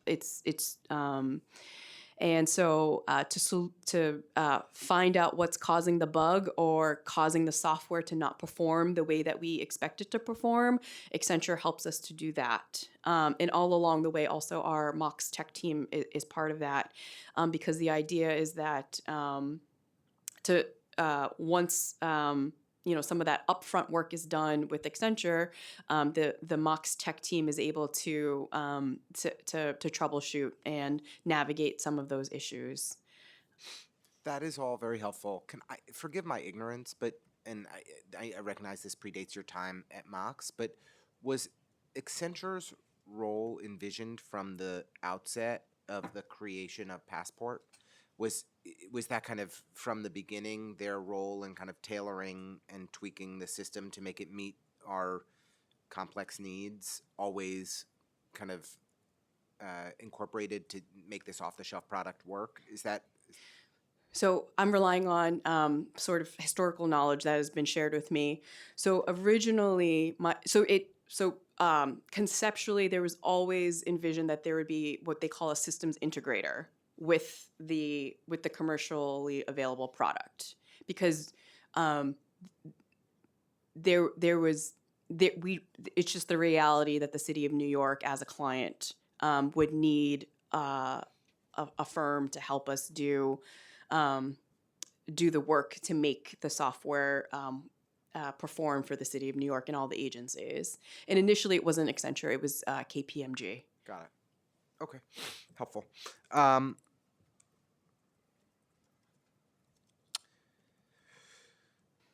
Citywide contracting. 20% of the city's FY27 prelim budget, uh, or 26.3 billion, and total of 18,000 contracts is uh, contract spending. Um, how are you thinking about? Are you looking at kind of savings opportunities globally across like our contracts? Is this a helpful? This is obviously not like the Mox budget savings and efficiencies, but as we look more broadly, has leadership of the administration reached out to solicit your ideas and input on how we might be able to achieve some more ambitious savings goals across contracted spending? Chair, thank you for the question.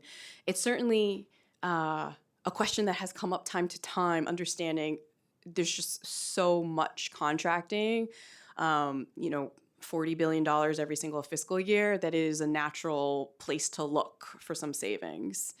And you're right, Mox has traditionally not been in the position to really maybe identify where the potential cost savings could be. We're really trying to make the contracts move and things flow. But into your and I'll say this. So yes, things cost money in terms of dollars, but things also cost in terms of time, and the delay on contracting has an impact on service delivery and quality of service delivery. So in some ways, when we prioritize on-time registration and on-time payment, we are trying to reduce the cost of time, right? Which is also in many ways maybe even more important than dollars. But when it comes to the actual, let's look for $10 million in like a contract or something like that. We certainly have started some conversations, and it is part of like ongoing conversations that as the city is negotiating and finding its way through this very first budget season, that there'll be more to come. I appreciate that it's kind of up to each agency is responsible for their own contracts and evaluating whether there are efficiency opportunities, whether there are opportunities for efficiencies. I'm particularly interested in kind of larger consulting contracts, the McKinsey, KPMG type contracts where we're bringing in these outside vendors, often spending many millions of dollars for consulting advice, sometimes on questions as complex as, whether garbage should go in bins, where the Department of Sanitation spent $1.6 million on a contract, or the Department of Education, it was just $760,000, but we spent 2 years of the Adams administration waiting for this magical, mysterious 3K analysis from, I think it was Accenture, right? It was Accenture, not to criticize Accenture specifically, but it was a totally useless analysis that I could have written in an afternoon without having looked up anything, just based on what you or I or any semi-informed person knows. So just interested, is there any broader review of consulting agreements in particular? I'm always interested in what we can bring in-house and how we can ensure that we have the expertise within our city government and not rely on consultants as much. There are times when we need to, and we need their expertise, but I think there's often an over-reliance in city government. Just wondering if that, it's not necessarily a core Mox function, but just wondering, is that a conversation that you've been a part of? Is that a review that Mox could be a part of to help us identify some savings opportunities? Thank you for the question, Chair. It certainly has come up from time to time. In the city of New York, in the amount of strategy and weighing options that is required of all of the organizations, I think from time to time there is this sense that let's get an outside opinion, right? And let's get an outside opinion by an organization we know to be reputable, and they tend to be these larger organizations such as like Deloitte and KPMG and Accenture. And At McKinsey. and McKinsey, yes, yes. And I think also under the last administration, when there were a fair amount of budget cuts, vacancy reductions, that left, I would say that you pull at one thing and something else gives, right? And so if you're gonna not have the team members to do certain things, You need the consultants. you're gonna go outside. And so I think maybe there was like a little bit of that happening. Right. And certainly under the last administration, there were some conversations that Mox was brought into looking at consultant contracts. It's certainly something that in partnership with you, we could take a look again at. I do think that it's a reality that there will be consulting services to the city of New York, just based upon the complexity of the work that we do, and also our desire to be so innovative and keep up with what's happening in the market. Totally. But yes, to do it thoughtfully and in a balanced way, and not do it in a wasteful way, is something that would welcome working with you on. Yeah, that's fair. I think, we've seen many examples. I think after the at city, state, federal level, after the kind of embarrassment of healthcare.gov in the Obama administration, they made a real effort to kind of create an in-house digital and tech consulting team that was incredibly helpful across the federal government.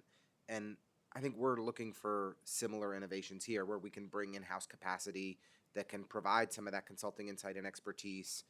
In different administrations, the Mayor's Office of Operations and some of the units under their purview have had that kind of in-house consultant function much more cost effectively. Mm-hmm. And I think often with similar expertise and competencies. So, I agree. It's not to say we're eliminating all consulting contracts or anything like that, but I think that there's been an over-reliance on them and an opportunity for savings. So hope that that's something that we can look at together over the course of this budget process. And I will ask one more question that I imagine is not fully in your wheelhouse, but I'm going to ask it anyway. I previously chaired the GovOps committee, and I like backdrop contracts that make it easy for agencies to procure off of goods and services that we've already completed the procurement, easy for them to access, good for the world. But we sometimes see with backdrop contracts, when different agencies procure off of them, they can spend wildly different amounts for similar services, which makes my head want to explode. This was most famously, the example that we always cite, where the security guard contracts in the asylum seeker hotels, where H&H and DHS and other agencies were spending radically different sums to the tunes of millions of dollars in differences. If we had all been paying off the DHS rate for security guards, it would have been wildly more cost effective. And when I pushed DCAS on it, because it was a DCAS backdrop contract, they said, all we do is the procurement function. It's up to the agencies to negotiate their own rates.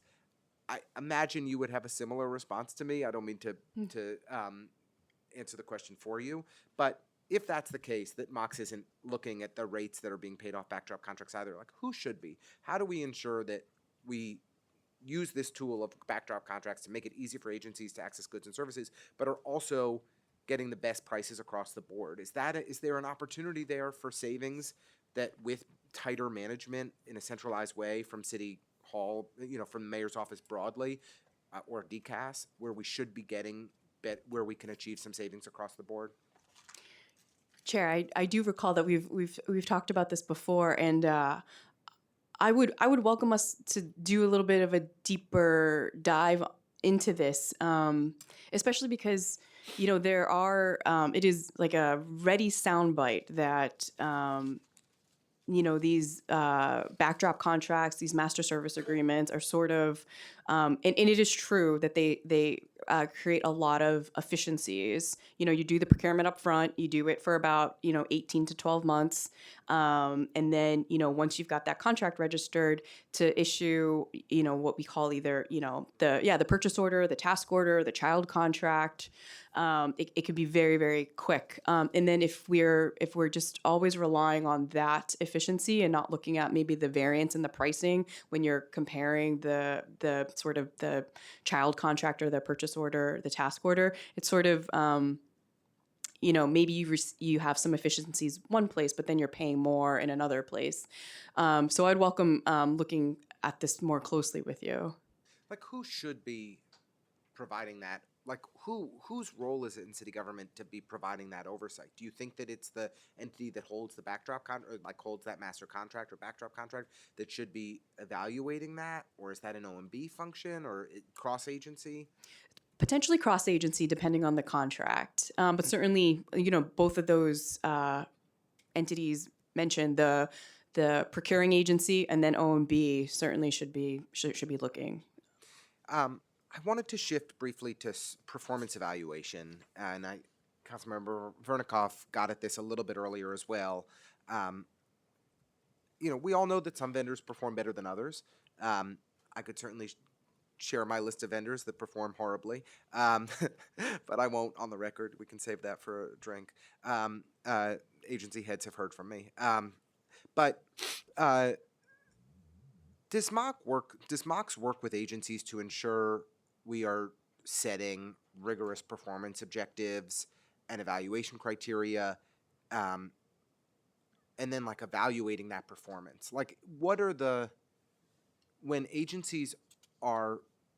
vendors are failing, right, to perform at our collective expectations, when they're being rated unsatisfactory or poor based on their contract evaluation, does MOCS advise that those vendors shouldn't be contracted with, or are there real world implications to their poor performance? Thank you for the question, Chair. I'll start this way. I mentioned earlier when we were talking about just a little bit of the MOCS teams. The General Counsel's office is broader than just our legal team, and they are ensuring compliance, and they're ensuring compliance with a number of things. And performance evaluations is one of those things. It is something that, and certainly, with the amount of contracts that are flowing through the system and the amount of performance evaluations that would are within Passport, it tends to be the ones that are more problematic that we spend a little bit of time and energy and focus on. So MOCS does have a role in overseeing, particularly the ones where the performance evaluation may be poor or unsatisfactory, and it will not be a surprise when a vendor if the agency and the vendor have reached a state in their relationship that the performance evaluation is coming to the point that a negative would be the unsatisfactory or poor. You can imagine that there are other components at play that are signaling that maybe the relationship is not working to the satisfactory of the city's expectations. And so MOCS does have a role in overseeing that. And just sort of recent examples, performance evaluations sometimes are the negative ones are coupled with maybe corrective action plans, cautions that need to be placed on that vendor, just to signal to the vendor who has that relationship the state of the relationship, but then also because we have the benefit of being in Passport, other agencies are able to leverage that insight and have that information when they may be doing their own procurements and maybe coming across this particular vendor as a potential awardee for their procurements. So yes, Mox is part of this, and it's a team within our general counsel's office that's called the Vendor Integrity Unit, and this is their work. Great. I remember during the Vendex era that like there was a score, right? Did those scores still exist? That like you would be scored on your contract and it carried with you, and you didn't want your Vendex score to go down if you were rated poorly. Am I making this up? This is it's 20 years in the back in my brain. It doesn't matter. And then just one other question here. I know that we're required to do, in most instances, kind of lowest bid to make decisions on contracts. But should we be doing more to favor vendors that have excellent ratings and their performance evaluations as a part of our review and analysis in the procurement process? So,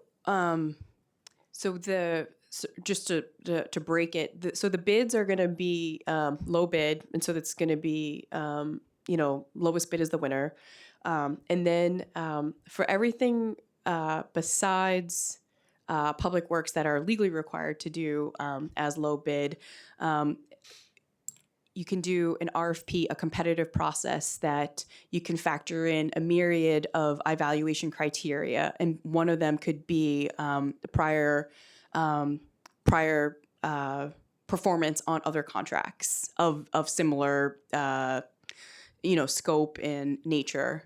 So there's the ability in the city of New York to do qualitative procurement, and that exists in RFPs, negotiated acquisitions, and a lot of other procurement methods that you can do a qualitative selection and not just low bid. But yes, certainly one of the criteria could be satisfactory or excellent performance on a prior contract. Two more topics from me. Firstly, the Mox Help Desk. So in FY25, 20 additional positions were added and baselined for the Mox Help Desk, bringing that total staff to 28 positions. How many employees do you currently have on the help desk, and do you think that's an adequate number?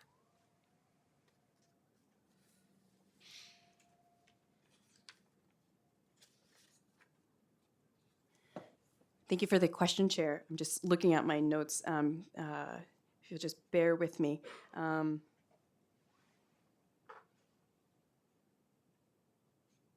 Rather than go from memory, I will commit to following up with you for the Great. overall staffing for the service desk.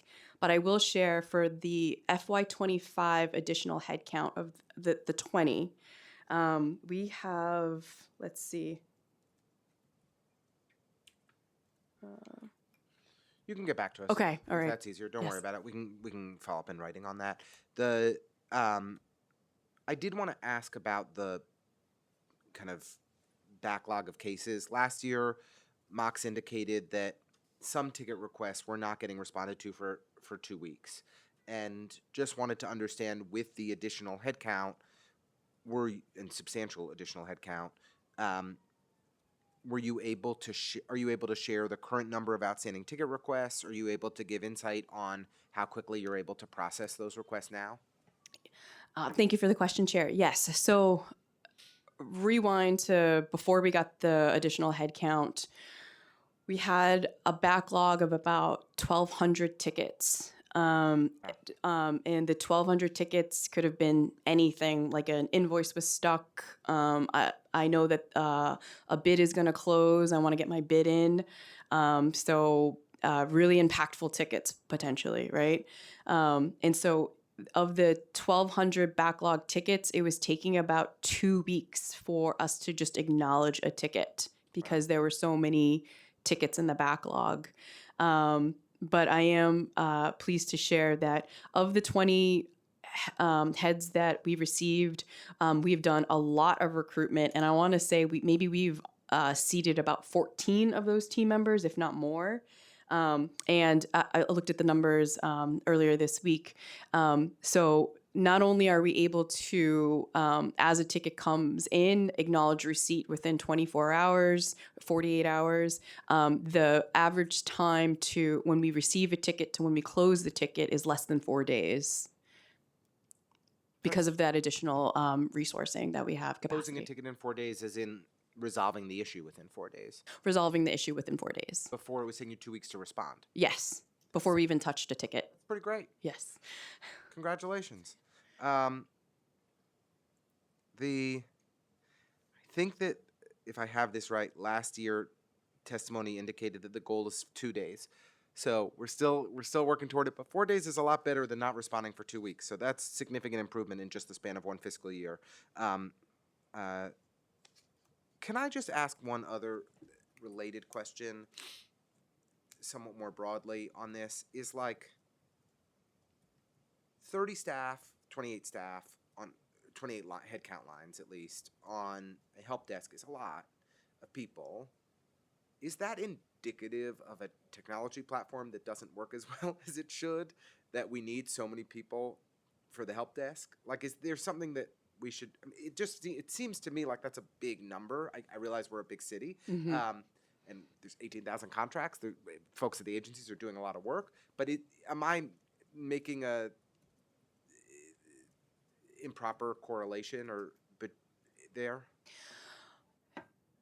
Chair, I think it's something worthwhile to discuss further. And I will sort of like scale out a little bit that the service desk is not just handling tech tickets. Okay. So the service desk is providing service to vendors who are, they may have questions about, something.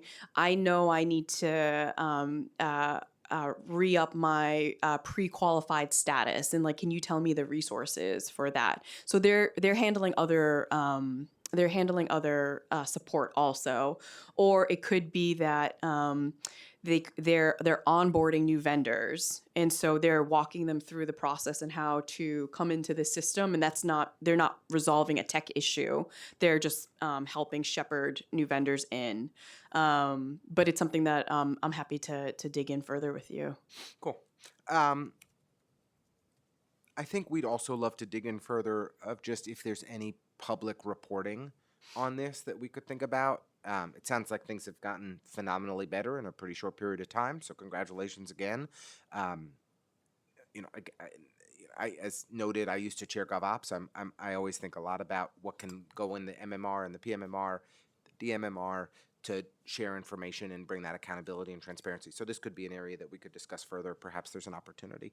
The last topic that I was hoping to ask you about, and then hopefully you'll get some rest, and is the council discretionary unit that pilot and kind of innovation that's going on there that Councilmember Stevens and Brewer raised earlier. So you testified that for the 130 organizations that received grants this year as the first round of the pilot, that they have on average received their funding in about 4 months, whereas it had previously taken a year. So a 66% reduction, that's a big deal. I'm interested in the 3-year awards. So for the not super small neighborhood nonprofits that receive more council discretionary funding and likely also have contracts with the city. Have you seen faster disbursement of funds on those 3-year contracts? Any insights or data that you can share there on how that's going? Sure. Let me thank you, Chair, for raising this. So let me take a step back and sketch out the multi-year just a bit, but also fully acknowledge what Councilmember Stevens was saying, that it's not the panacea, right? It's not the silver bullet. Right. And so the city council discretionary contract process, traditionally, city council members award contracts to community-based organizations or nonprofits within their districts. And there may be situations where there are longstanding relationships, and there's year over year, there was not previously, before the introduction of a multi-year, the ability to have multi-year terms on those contracts. And so the multi-year was a little bit of an establishment of like a shell, so to speak. And so rather than doing a registration every single year, we did one registration for that current year and then 2 fiscal years out. So a 3-year multi-year, 3-year multi-year contract. And what that was able to do is that once we took care of all the processing and did all the steps in Passport to set that shell up, once we went through the entire procurement process and the registration process that one time, it introduced some efficiencies in year 2 and year 3 because we didn't have to go through that process again if there was a subsequent follow-up award to that particular organization. And there were instances where there was not an award to that organization, but that's okay too, but the shell was still there in Passport. So that was, we are, 2026 is the 3rd year of that, the first time we did the multi-year. So we did FY24, FY25, FY26, and now we're gonna enter into the second of the multi-year process, which is we would do FY27, FY28, FY29. I would say that this concept offers a lot in terms of streamlining and efficiency, but with anything, it's really about the change management, because I think that I'm sharing anecdotally. There were some providers who were confused. They benefited from the subsequent 2 years as part of the multi-year, but it took some time to sort of catch up and have awareness about it. And then now that they're sort of feeling how it can feel without going through the procurement and registration process, and just like upon award, they're leveraging the multi-year. Now we're hitting FY27 and they're like, oh, we got to do this again. And they're thinking that the experience of the prior 2 fiscal years is what the experience should be for FY27. But all to say, the multi-year is something that we really tried to introduce some efficiencies and like save some bandwidth on. And Chair, you'll indulge me again in the particular sort of where you were hoping that we would go with the multi-year. Yeah, I mean, I think. Well, I have a few somewhat more technical questions on just kind of how things have been working. I will say, from the vantage point of like a parochial council member whose allocations change year to year, some organizations fail to apply year to year, there's been a lot of confusion, and agencies have not done a good job, and I will call out DYCD in particular, since most of this is DYCD, in clearly communicating to agencies that this is not a guarantee for multi-year funding. I see. And that this is just 1 year of funding, but they're just trying to make the procurement process, we're trying to make the procurement process work easier and save you a few steps along the way. As noted, not a panacea, but just make it a somewhat easier process.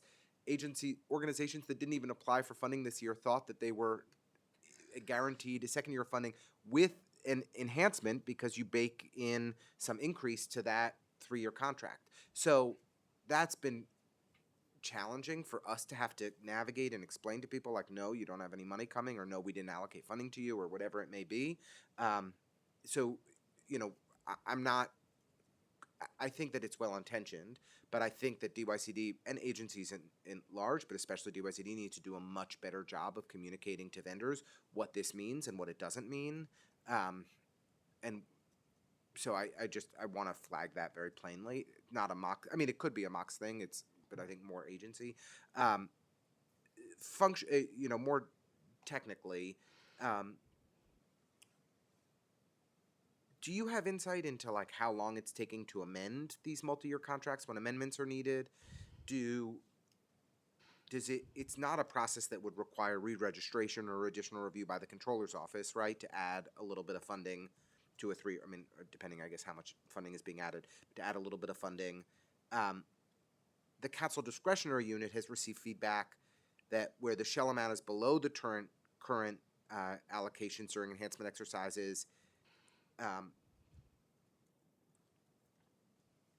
that it's been that I think there's been confusion in that process. So I think there's probably some opportunities for better communication or better coordination with the council discretionary unit on some of these things. But any insight on the contract amendments that you can share?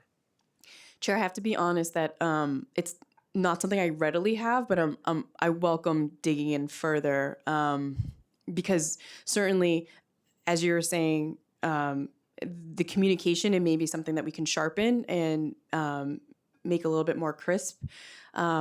In addition, because we are entering into the second tranche of the multi-year, now would be the time to maybe get some of this ironed out. Great. Well, Yeah. we'd be happy to help convene or coordinate or be a part of those conversations. I think, as you've heard from my colleagues, there's a lot of enthusiasm around this, especially the grant component.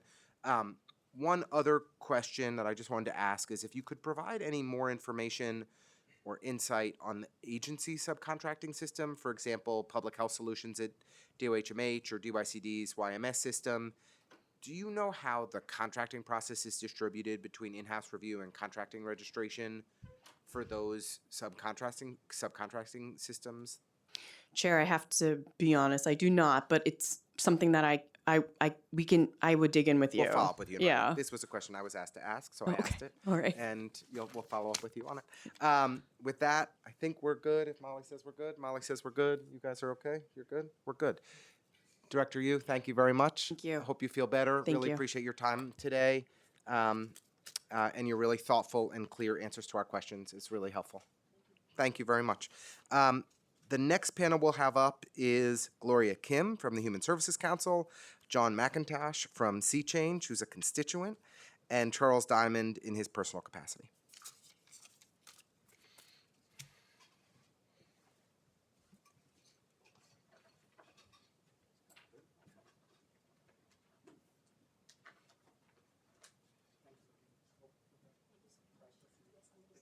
No, I won't give you a handshake, but I will just say hello. Did you get the? So you used to work at Bronx Defenders? Yes, I did. But you live in Harlem. I that lived in right? Harlem. Yeah. Yes. And when I worked at Bronx Defenders, I lived on the Upper East Side. Huh. Well, depending where you're working, it's not a bad commute. It wasn't that bad. I had Where were you? Where is Bronx Defenders based? right near the course. It's on East 163rd. Oh, so that's great. Yeah, so I would take the 4 up to Yankee Stadium and just walk when I had to go in. Yeah, that's not bad. No, it wasn't bad. It wasn't bad. No, that's a good commute. I will invite you. Oh, I have to read something. Let me do this before I forget. I have it here. Thank you so much. I am now opening the hearing for public testimony. I remind members of the public that this is a formal government proceeding and that decorum shall be observed at all times. As such, members of the public shall remain silent at all times. The witness table is reserved for people who wish to testify. No video recording or photography is allowed from the witness table. Further, members of the public may not present audio or visual recordings as testimony, but may submit transcripts of such recordings to the Sergeant at Arms for inclusion in the hearing record. If you wish to speak at today's hearing, please fill out an appearance card with the Sergeant of Arms and wait to be recognized. When recognized, you will have 3 minutes to speak on today's hearing topic. If you have a written statement or additional written testimony you wish to submit for the record, please provide a copy of the testimony to Sergeant at Arms. You may also receive testimony. You may also email written testimony to testimony@council.nyc.gov within 72 hours of this hearing. Audio and video recordings will not be accepted. I have now called up the first panel and invite you all to testify in whatever order you would like. Good afternoon, Chair Ressler and members of the Council Committee on Contracts. I will just thank you in advance, Ms. Kim, for your thoughtful policy reports, which Molly and I have very much enjoyed. yeah. Thank you. No, thank you so much, Chair. My name is Gloria Kim. I'm the Director of Policy at the Human Services Council of New York. We're a membership organization representing 180 different human services nonprofits across New York. For too long, nonprofits have incurred substantial costs for service delivery before they are actually paid. So the sector is at a breaking point. The city and its residents ultimately bear the brunt of these problems when highly qualified providers can't afford to take on city contracts, or when those providers must close programs or go out of business altogether because of the financial strains imposed by the city's late payments. These are not abstract delays. They translate directly into cash flow crises. We recognize that the city has taken steps in recent years to address procurement and payment delays through additional advances. However, this is a short-term fix as the problem remains widespread and systemic. We also ask that the council support Intro 0452, which would introduce a comprehensive new wage requirement system for human services workers aimed at ensuring equitable compensation in line with civil service titles. We see this legislation as an important step toward greater transparency and accountability, as nonprofit human services workers make 30% less than their government counterparts performing comparable work. As providers heavily rely on government contracts, those contracts have historically failed to keep pace with inflation, rising costs, and competitive wages. As the human services workforce is disproportionately made up of women and people of color, addressing wage inequities in the sector is a critical step toward broader economic and racial justice in New York City. So this is an opportunity to move forward from patchwork fixes to systemic solutions. And if we want a resilient, equitable city, we must ensure that the organizations on the front lines are financially stable. So by investing in timely payments, provider stability, and equitable wages for human services workers, the city can strengthen its entire human services ecosystem and in turn better serve millions of New Yorkers. Thank you. Thank you very much.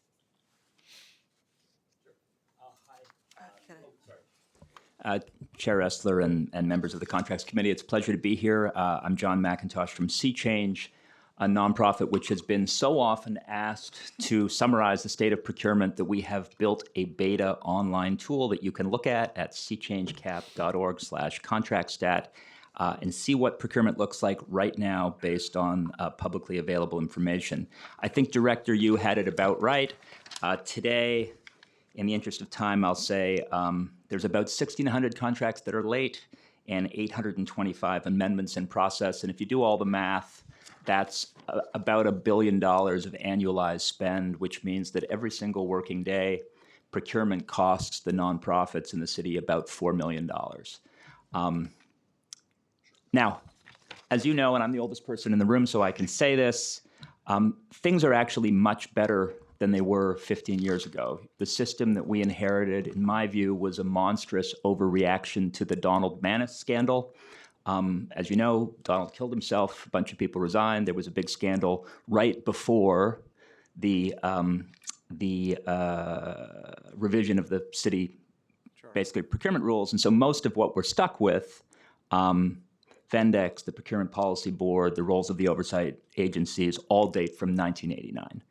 But I do think we've chipped away at it, and my plea to you is that we continue to do that. I mean, through Bloomberg, we got Accelerator, now Passport, super helpful. We got a standard human service contract. With de Blasio, we got the Human Services Cost Policy and Procedures Manual. We got the 25% advance, which is growing to 50. Adams gave us pre-approval of amendments to human service contracts within 25% of the original amount, and the renewals of the discretionary items, which is not a guarantee and should be communicated better, as the chair has said, but I think is important. And now we have finally, whatever it is, 33 years after the legal opinion that made it possible for DCLA, we're going to treat discretionary items as grants. So that's terrific. 30 more seconds. What do I plea with you to do? Mox has always led the charge. Marla Simpson, Joel Copperman, Lisa, I don't know Director Yu, but I'm sure she's great. They've always been front and center. The Mayor's Office for Nonprofit Services, in our view, is better than it's ever been right now. Director Cedillo, Jenny Way are working very hard for individual nonprofits every day. So please don't cut their budget. And then 3 things which you'll consider a Band-Aid, but let's start with Band-Aids because we're bleeding, and then we can fix the real problem. Expand the discretionary grant pilot, for sure, for sure. Encourage people in the agencies to use the returnable grant fund. They can use the fund, but you tell them that they should use the fund, and if that doesn't work, tell them that they must use the fund, because you have nonprofits that are desperate for cash that might be eligible for the fund, but the agencies don't press the button. And grow the fund. And then finally, and this is self-serving, figure out a way for vetted, nonprofit-friendly, non-usurious lenders like us to lend more easily against city contracts by giving us the deal that the returnable grant fund and the fund for the city of New York gets. You know, they get paid directly by the city when they lend against a contract. And if you could do that for others, I think more capital would flow. So thank you very much for all your hard work. It's been a pleasure to take 3 minutes. Thank you. Thank you, Chair. My name is Charles Diamond. I previously served for the City of New York for almost 10 years, including 3 years as special counsel at Mox and 2 years as counsel at the Comptroller's Office, Bureau of Contract Administration. Specific to budget, there's a few things I wanted to highlight for you, Chair. First of all, we need to start funding Passport like the critical city infrastructure that it is. We've just talked about it today. We've talked about it. $40 billion a year are flowing through this system, and what we spend $10 million a year, it's less than 0.02%. We're not funding it properly. Not to mention, I use the word infrastructure purposefully. It should also be capital eligible. And we talked. I was watching the criminal justice hearing earlier. We talked about the DOC doors and how ridiculous it is that they can't be capitally eligible just because of some of the timeline things. I know Councilmember Brewer was talking about that quite aggressively. Similarly, it's shocking that we don't treat this critical city infrastructure the way it is. As John just spoke to, I mean, it's been 33 years since we've known that this is critical, and it is critical. Reducing any headcount at Mox, you touched upon this. The idea of reducing headcount at Mox is a false economy in the extreme. Any loss of efficiency in our central procurement system will have a knock-on effect that will lose us money, not gain us money. And indeed, I would love to imagine a world in which we spent $20 million a year on Passport, and maybe how much reduction in the service desk we would have, and how much reduction in the issues we would have, and how much money that would save us long-term. But understanding the current fiscal environment, even staying flat will be an improvement. We've got to do that. We also, fantastically, I think the committee today started talking about something that's never talked about, contract management. After registration, and maybe even before invoicing, but managing these contracts, it includes invoicing. Who's looking at those invoices and reviewing them to make sure that they are appropriate, we're not having malfeasance or anything bad happening, but also to make sure it's going quickly. I would urge you, Chair, but also your colleagues during this budget process to be asking these commissioners, these agency heads, how much are you allocating towards contract management? Is it one person, two people? Is it more? And I'll finally, I would say even just beyond that, we also talked about strategic sourcing. It's not having your contract office at DOC or any other agency. It's not just about compliance. It's who is making the decisions of saying this is a good value for money, who's being innovative. Currently, the rules really all put that on the agencies. So either they need to be funded or Mox need to be funded. But someone needs to be funded for strategic sourcing, because as you were getting at all through today, if you don't focus on it, it just doesn't happen. I'll submit written testimony that's more lengthy. Thank you, Chair. I appreciate all of your testimony. A couple questions. One, do you know if there's been a analysis of our Passport spend being potentially considered for capital eligibility? I know the discussions happened in the past. I'm not a budget expert, I'm a contract expert, so in that sense, but I've heard smart people who I trust say it's certainly a question. It's a question we should be asking over and over again. There may be nuances that I'm not personally aware of, but it was whispered in the background for 10, 15 years, and I can't imagine why it's not being talked about from my understanding of it. Okay. And for each of you, any insights into the 3-year contracts for council discretionary funding, how you think that's been working? Does it seem like a meaningful improvement, a minor improvement? I'll perhaps go first as the one who's not involved with the day-to-day. I'll go very macro, and you know this as well. We shouldn't be treating these as contracts. All of this comes down to the fact that we made it, not we, but some people made a ridiculous compromise over a decade ago to say we're going to kind of treat these like contracts. They're not contracts. We're forced into the world of treating them like contracts. So DYCD has a $5,000 contract that they have no incentive to care about, and they're the ones that have to do the communications, have to manage it. These shouldn't be managed as contracts. Every problem comes back to that heart. I think we've done a lot of good things. I was involved in the previous one, so I'll have a bit of disclosure there. But we're just chipping away at what is like a false illusion that we shouldn't be treating these as grants. Of course they're grants. That's what they are. There is no competition for them. They're discretionary. How is it? It's not a contract. It's a grant. There are also a lot of organizations that are having to manage so many different types of discretionary grants that it also becomes a burden overall. Like even if they're chipping away at the process, like they're managing so many grants anyway that it doesn't really help in that sense as well. My friendly amendment was it looks a little bit like it's a little bit better in the data, but to my colleague's point, we work at DCLA. Nobody who's funded by DCLA complains about procurement. Right. They're just grants. And that legal opinion has existed since 1993. So picking up on that, making them grants, I think is the way forward, even if the amendments would be an improvement. What I would say is, there are a shocking, while most discretionary items are small, and obviously one person's small is another person's big, but like half of them are under 50,000, there are some big ones in there.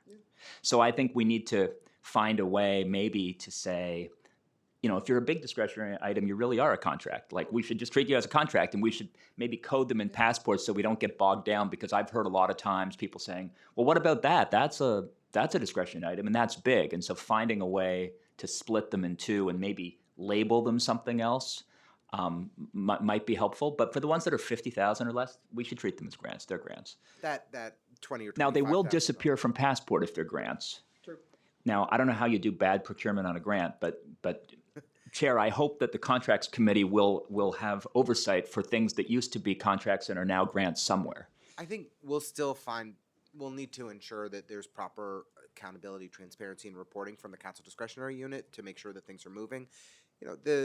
Some of the challenges that very small nonprofits face are coming up with the right insurance documents and the right paperwork, and that's not going to change in this process. Those documents are still needed, but for the 130 grants that were provided this year, 4 months is not an unreasonable time frame, substantially better than where we were. I think that the 25,000 figure is arbitrary. I agree with you. Increasing that is reasonable. And we'll do a deeper analysis of these 10,000 discretionary allocations to understand, are there smarter and different ways that we can cut them that could make sense.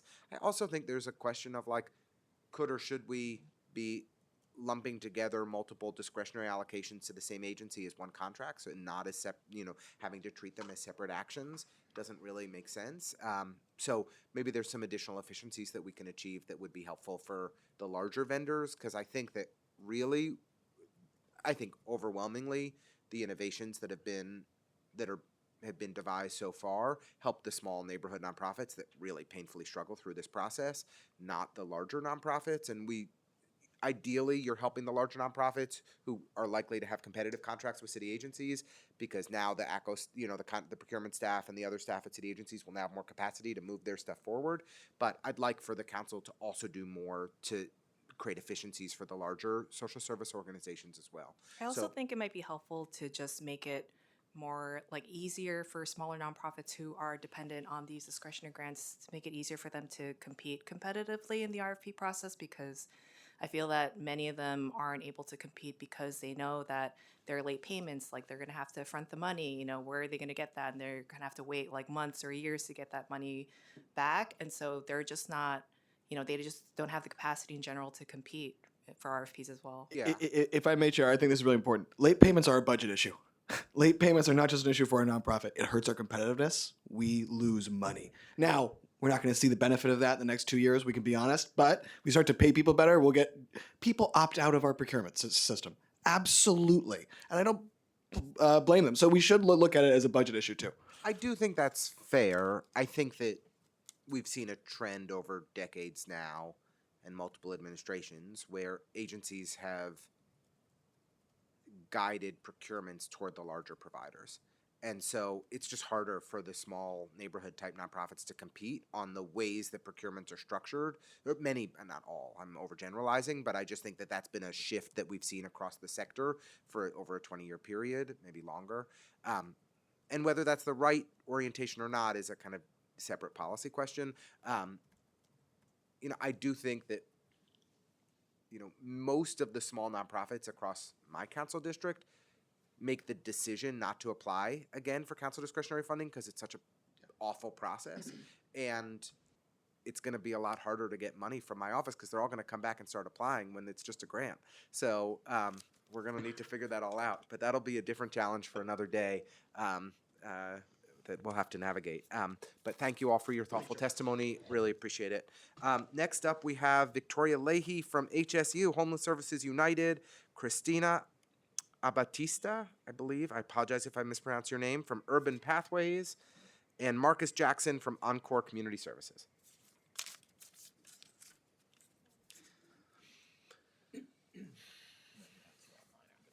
Really? Who do we have online?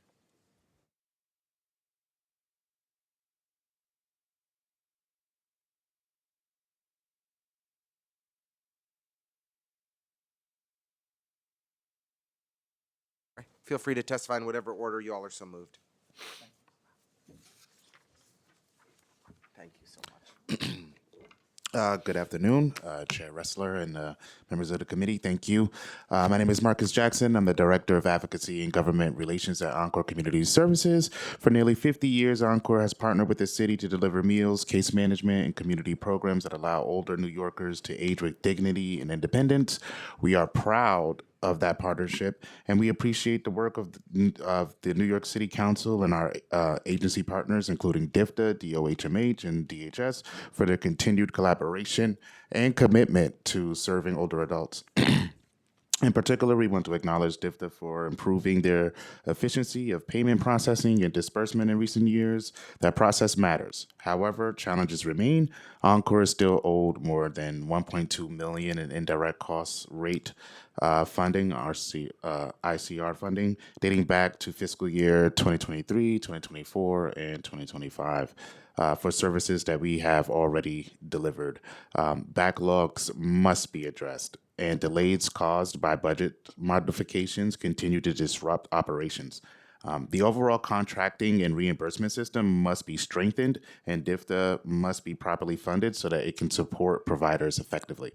I'm also here today to speak about food, specifically the gap between the city funds and what older New Yorkers actually need to stay healthy and remain in their homes. We strongly support, I believe it's Intro 770, to provide home delivered meals on 7 days out of the week. Hunger does not take days off on the weekends, and neither should we. But providers cannot deliver 7-day meal service without full funding at the true cost of preparation and delivery. We appreciate the committee's leadership for a fair contracting system, and competitive wages are essential to stabilizing this sector. Today, the city funds 1 meal a day, 5 days a week. Providers and community partners step in to cover the remaining need, but the model is not sustainable. At Encore alone, we're providing additional 2 meals per week, and that will require approximately $1.84 million annually coming out of our pockets, which is just not a sustainable model. So we are respectfully urging the council to take 3 key actions. 1, fully fund home delivered meals 7 days a week at the true cost of preparation and delivery. Provide a $60 million increase for congregate meal providers to address 7 years of flat funding for food. And to maintain the $5 million emergency infrastructure fund as well. Thank you for your time. Thank you for those thoughtful recommendations. Yes. Good afternoon. My name is Victoria Leahy, and I'm the Director of Policy and Planning at HSU. We're a coalition representing over 55 mission-driven homeless service providers, and for the last 2 years, we've been advocating to get our members paid for the work they're contracted for. While there has been recent improved cash flow our members are receiving with the fiscal year 25 advances, providers still have months of catch-up and pending budget actions that are prohibiting them from being reimbursed from the services they've already performed. We've sampled some of our DHS contracted members to assess that outstanding budget action amount, and we found that 22 members have over $152 million in outstanding budget actions dating all the way back to fiscal year 18. Some providers have stopped bidding on new contracts with the city because the risk of doing business is just too high, and this comes at a time when the demand for shelter in New York City has doubled in 2 years, and there's now increased vulnerability to homelessness because of federal cuts. The lack of normalcy when it comes to payments puts organizations at risk. It makes it difficult to pay staff, vendors, run programs for clients. They take out lines of credit just to make payroll, and then they have to pay interest after. So we've laid out some recommendations to address this backlog of outstanding payments, and to accomplish this, we recommend the following: to implement a bifurcated response to cleaning up the backlog of payments that date back to fiscal year 18 while maintaining a consistent payment schedule for fiscal year 26 and future years. We thank the City Council for their partnership on passing local law. It was Intro 1392, and I'm forgetting the number, which will improve future payments, but again, putting pressure on the backlog. maintaining adequate staff size at government agencies and MOCs, establishing performance metrics for city contracts on contract registration and payment timelines so that all agencies and parties can be held accountable, developed some contingency planning to maintain services during federal funding uncertainties, especially considering the threat and instability with federal funding at this moment, and finally, investing in technological enhancements in Passport to improve system functionality, which we talked extensively about today. Thank you again for your time, and we look forward to working with the Council and Chair Ressler on this issue. Thank you so much. Appreciate that thoughtful testimony. Good afternoon, Chair Ressler and members of the committee. My name is Christina Abatista, and I'm the Policy Analyst at Urban Pathways. We are a nonprofit homeless services and supportive housing provider serving over 2,500 single adults annually, as well as a member of both HSU and HSC. Thank you for the opportunity to testify today. We appreciate the Council's understanding of the detrimental effect that compounding late contracting issues has on human services providers and the communities we serve. While great progress has been made through recent legislation to provide advances to human services providers, this is only a temporary fix to the millions still owed to providers across the city for services already rendered. The lack of timeliness in payments threatens the sustainability of our programs and organization. At a time when federal funding is increasingly uncertain, timely city payments are more critical than ever to prevent further instability in our sector. No other industry is expected to continue operating while being owed millions in back pay. The city must hold each agency accountable to pay invoices on time and clear the backlog of contracting actions. The sector is grateful for the multi-year COLA investment, and we look forward to its continuation in the fiscal year 2027 budget. While that ends next year, we need to push for true wage equity, where nonprofit workers are not paid 30% less than their government counterparts. Intro 452 is a significant step towards ensuring that nonprofit human services workers receive equitable pay comparable to their city counterparts. By establishing a clear wage requirement system, it promotes transparency in compensation and ensures that every worker is paid based on their qualifications and experience. We urge the City Council to stand with the human services sector by passing Intro 452 to create wage equity with our government counterparts. Thank you for your time and your partnership. Please see further details in my written testimony. Great. I thank you each. Really appreciate you taking the time to come and sharing your expertise. It is immensely helpful to me and to the committee, so thank you for being with us today. We really appreciate it. We have two folks who are with us on Zoom. The first is Kyung-Soo Kang, who's from University Settlement. And we also have Michael Winter from Lantern Community Services, and apologize for butchering anybody's name. We can begin with whoever would like to go first. Starting time.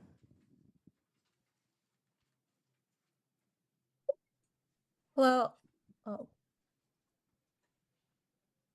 Hi, Chair Ressler and members of the Committee on Contracts. Thank you for the opportunity to testify today. My name is Kyung-Soo Kang, and I serve as the Grants Contract Administrator at University Settlement. University Settlement is the nation's first settlement house. For 140 years, we have worked alongside immigrant and low-income communities across New York City. Today, we operate more than 30 sites in Manhattan and Brooklyn and serve over 40,000 New Yorkers each year through multiple programs in early childhood education, youth development, eviction programs, arts and cultural programming, older services, and mental health support. First, we appreciate the Council's continued attention to the persistent delays in contract registration and payment that human service providers face. While recent reforms and advanced payments have helped a lot, many structural challenges remain within the city's contracting system. For this reason, we support Intro 441, which should establish a task force to examine disparities in city contracting. Nonprofit providers frequently encounter inconsistent guidance across city agencies, shifting compliance expectations, and prolonged administrative reviews that delay contract approvals and reimbursement. For example, we were asked to rapidly submit outdated compliance documentation for subcontractors that have been inactive for years. And even after we provided the requested materials, the same records continue to be requested, delaying contract approval and payments. Situations like this illustrate how procedural inefficiencies can create significant operational and financial strain for nonprofit provider. We also urge passage of Intro 452 to address persistent wage disparities in the human service workforce. Although the city's multi-year COLA investment have supported many workers, programs funded through the Department of Education have historically been excluded, and as a result, staff in the Your DOE time has funding- expired. You can feel free to finish your testimony if you have another 30 Thank you seconds. so much. Yeah. As a result, staff and DOE funded programs often earn less than those in comparable the city funded roles, making it more difficult for us to recruit and retain experienced staff. So this challenge is further compounded by the extremely low indirect cost rate on many DOE contracts, which remain capped at 10%, while other city agencies allow significantly higher rates that MOCs approved. So this gap leaves essential programs structurally underfunded and places additional pressure on us operating with limited resources. So addressing these structural contracting challenges is critical to ensure that nonprofit provider can maintain stable operations and continue delivering essential service to New Yorkers. Thank you again for opportunity to testify, and please see my written testimony for more details. Thank you so much. And next up, we have Michael. Starting time. Honorable Chair Ressler and members of the committee, thank you for the opportunity to speak today. I'm the Chief Financial and Administrative Officer for Lantern Community Services. Lantern has been serving New Yorkers fight homelessness for over 2 decades, and I'm also here on behalf of many of the nonprofit providers navigating the city's complex contracting environment. I've worked in New York City's nonprofit arena for over 30 years. In that time, I've seen what works and what doesn't, and what the consequences are when systems fail the organizations trying to do this hard work. We're funded by DHS, DOHMH, HRA HASA, and a range of state and federal agencies. My remarks today are going to focus on 4 themes, obviously in the city's control, that we want to where managing meaningful change is both necessary and achievable. They are consistency, transparency and accountability, innovation, and wage equity. You heard Suffolk today about inconsistency. Fundamentally, most agencies, not-for-profits, operate on an accrual basis for counting. It's generally accepted accounting. It's what the IRS requires us to do. And most city agencies understand this and work with us accordingly. HASA, however, operates on a cash basis. And that disconnect creates serious, ongoing problems for us. It requires us to keep 2 sets of books. And I talk in roundtable groups, all the peers that work similar to us, same problem. In addition, they require us to pay our vendors before we get paid. So normally, if we're operating quickly, efficiently, a claim takes 2.5, 3 months for us to receive the money. And they, in fact, are making us, the not-for-profit, be the city's basically piggy bank, floating payments to our subcontractors, using our resources. This is not a minor inconvenience. It's a structural inequity that places unbelievable financial strain on the providers and creates accounting inefficiencies that compound over time. People talked about the ICR Thank rate you. Your today. time has expired. Sorry. Feel free to finish your testimony. I want to acknowledge what good policy looks like, and we heard lots of complaints, but we've had a mock rate for now. This is our 3rd go around. We were in the first group that had a mock rate. Our rate was approved in February 2025 for FY26. We tried to work with all of our funders to get the rate put into our contract basically before the invoicing began. And, one agency was able to do it. DHS was able to do that. They put our ICR rate in before we started invoicing. So, they demonstrated a clear way to do it. The 2 other agencies that we work with, primarily in the city, one is about to do it now in April of 26, and the other is telling us, when you close out your contract, we'll do it. The other thing where the consistency is really a challenge is invoicing. I could go on and on about some of the inconsistencies. I'm just going to say one funder, HASA, sent us back a $90,000 claim because it was off a penny for rounding. And you heard of things about Passport and how it can be adjusted and really positive things. DHS has learned how to use Passport and manage that and work with us. HASA, on the other hand, does not want to. And the transparency and accountability, it works two ways. You know, like DHS has held us accountable. They've been accountable. And I can tell you, while you heard things about arrears for DHS, you know, if you don't have the arrears problems and you've taken care of them and you're operating normally, you know, Christine Fellini and her team have done a really, really good job at being accountable and holding us accountable. The other thing I wanted to talk was a little bit about innovation, and I want to thank the Mayor's Office of Nonprofit Services and Mayor's Office of Contracts, Jenny Way and Miss Yu. You know, they did something that's really been on the table for a while. You've heard about contract audits. The city is embarking on this pilot program. It's called the SAFR. It's a single audited financial report.